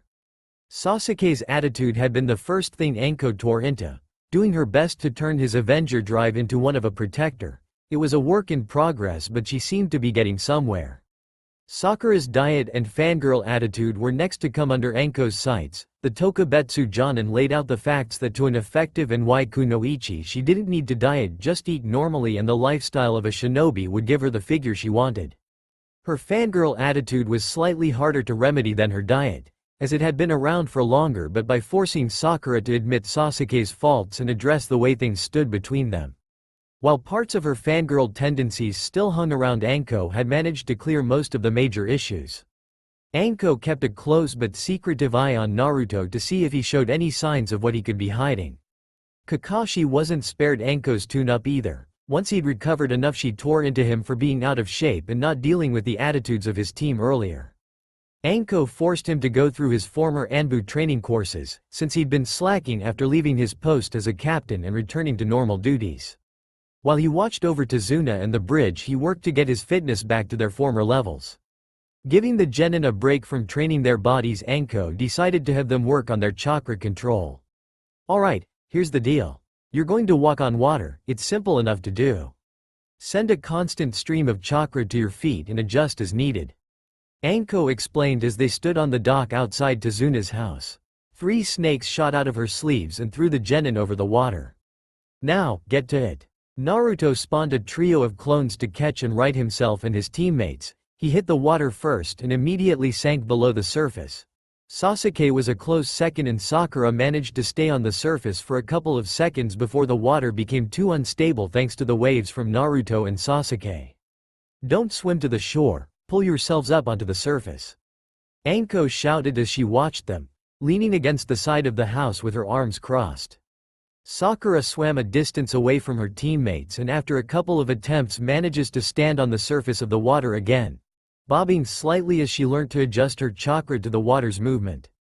Naruto and Sasuke stayed where they were and struggled with the amount of chakra they needed. I can understand Blondie having trouble with this cause of how much chakra he has, but it looks like the Uchiha aren't as great as they made themselves out to be.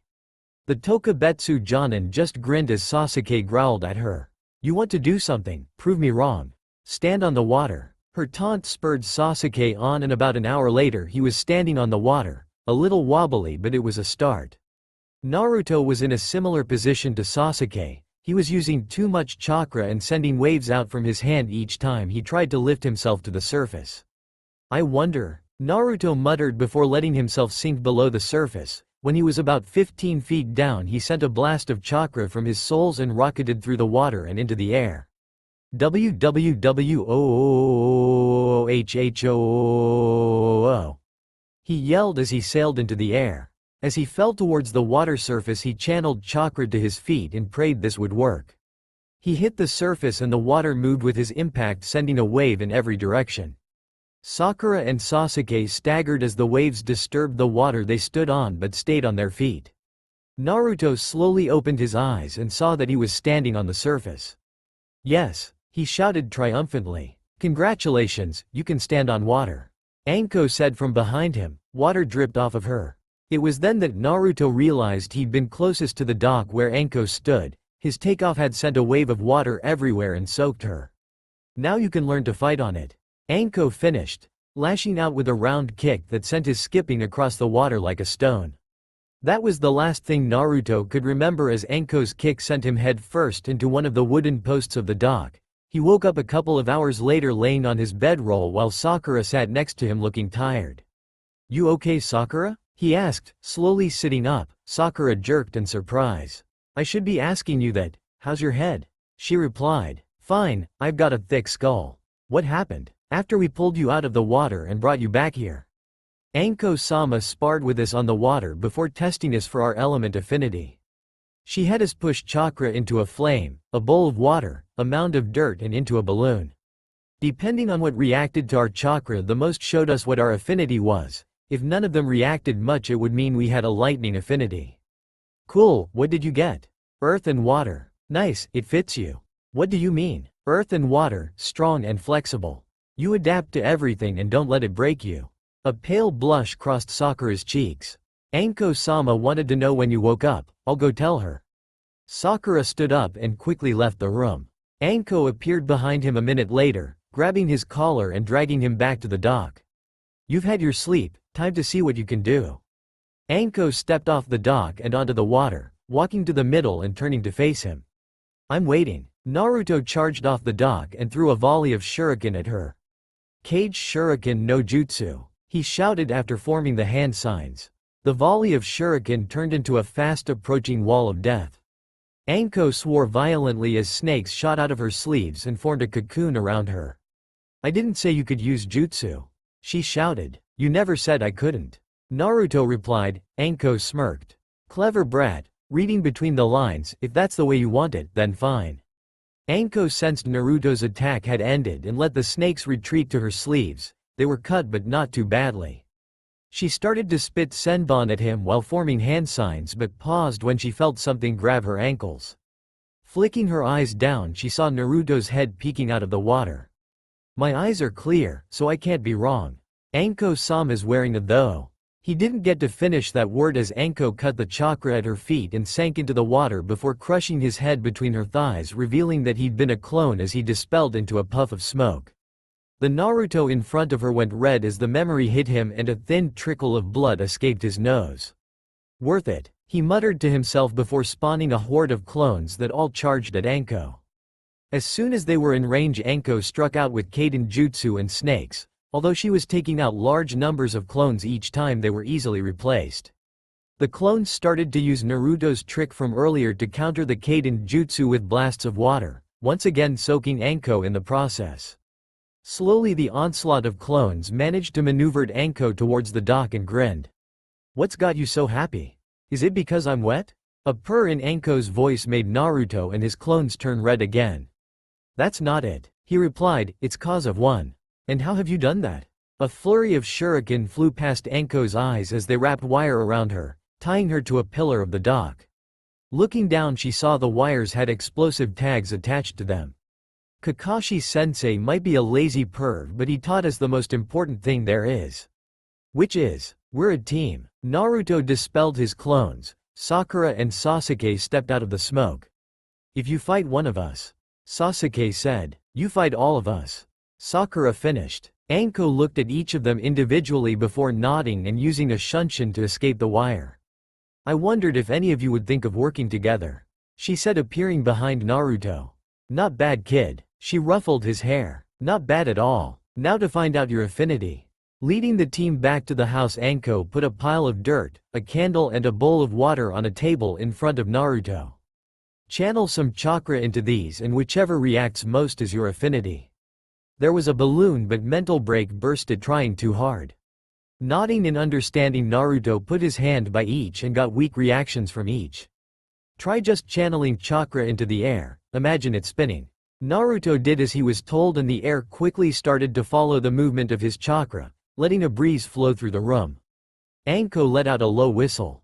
"That's a strong wind affinity you've got there. I guess you only have the one, but with the amount of chakra you've got you can probably use any affinity jutsu without much trouble. Have Kakashi talk to the smokestack, if he can get him out from between Kurenai's legs, that is." With that said, Anko ran them through some combat drills and tactics before taking them back into Tazuna's house to rest. Seeing the state the team were in, Tsunami started preparing a meal for them. Sakura immediately fell onto the couch face first while Sasuke slumped against a wall before sliding to the floor. Naruto made his way to the table and dropped into a seat, resting his head on the tabletop. "Why are you doing this?" Naruto tilted his head towards the speaker and saw Inari standing there glaring at them. "It's what we're getting paid for, kid," Anko replied, leaning back in a chair and putting her feet on the table. "You're just going to die. We're shinobi, it's an occupational hazard. Just who do you think's going to kill us anyway? Gato, you can't beat him, so just leave." "I'm not leaving," Naruto said as he stood up and walked towards Inari. "Then you'll die." "No, I won't. There's a lot I need to do before that happens. Don't you get it?" Inari shouted. "Gato will kill all of you. The sky's green, it rains ramen and dango. Sasuke has dreams about Kakashi-sensei and Anko's actually a shrine maiden." Anko let out a sharp cackle of laughter while an angry grumble came from Sasuke. "Just cause you keep saying that, but that doesn't make it true. Anyone who stood up to him died. You don't know who you're dealing with. You haven't lost the things we have." "You're right, I haven't," Naruto said simply, stopping Inari's rant in its tracks. All eyes were on Naruto now, but he kept his eyes on Inari. "I haven't lost those things because I never had them in the first place. No parents, no siblings, the closest thing I've got to a family is an old man, a ramen chef and his daughter, but just cause I haven't lost them doesn't mean I know what it's like to lose people you care for. Naruto could feel his eyes welling up at the memories of losing the third Hokage and Jiraiya. There's one thing you have to remember, the people you've lost wouldn't want you to be scared and hide. They'd want you to be happy and fight for the things you care about, not scream and shout at people who are risking their lives to help you. Naruto bopped Inari on the head. Now you can either shut up and stay out of our way, or you can grow up and stand up for what you want and believe in. Naruto turned and walked to the door. I'm going to train, he said as he closed the door behind him. Should he really go out on his own like that? Tsunami asked. Probably not, Anko replied, using a senbon as a toothpick. Pinky, go check on him. If you can't get him to come back, at least get him to work that out of his system. Even though Anko said it in a disinterested way, she was actually replaying the way Naruto had acted through her mind. But Anko-sensei. Ahem. Anko-sama. Better, now what were you going to say? Naruto probably wants to be on his own right now, should I really go after him? No, but there is an A- rank missing nin out there, probably with some henchmen. I'm sure Blondie will be fine if they find him. Sakura didn't reply except for pulling herself to her feet from where she'd collapsed and staggering towards the door. Hang on, turn around and open your mouth. Feeling too tired to question the order, Sakura did as she was told. She felt a couple of pills land on her tongue. Swallow them, that'll pick up your energy levels for a few hours and ease your aches.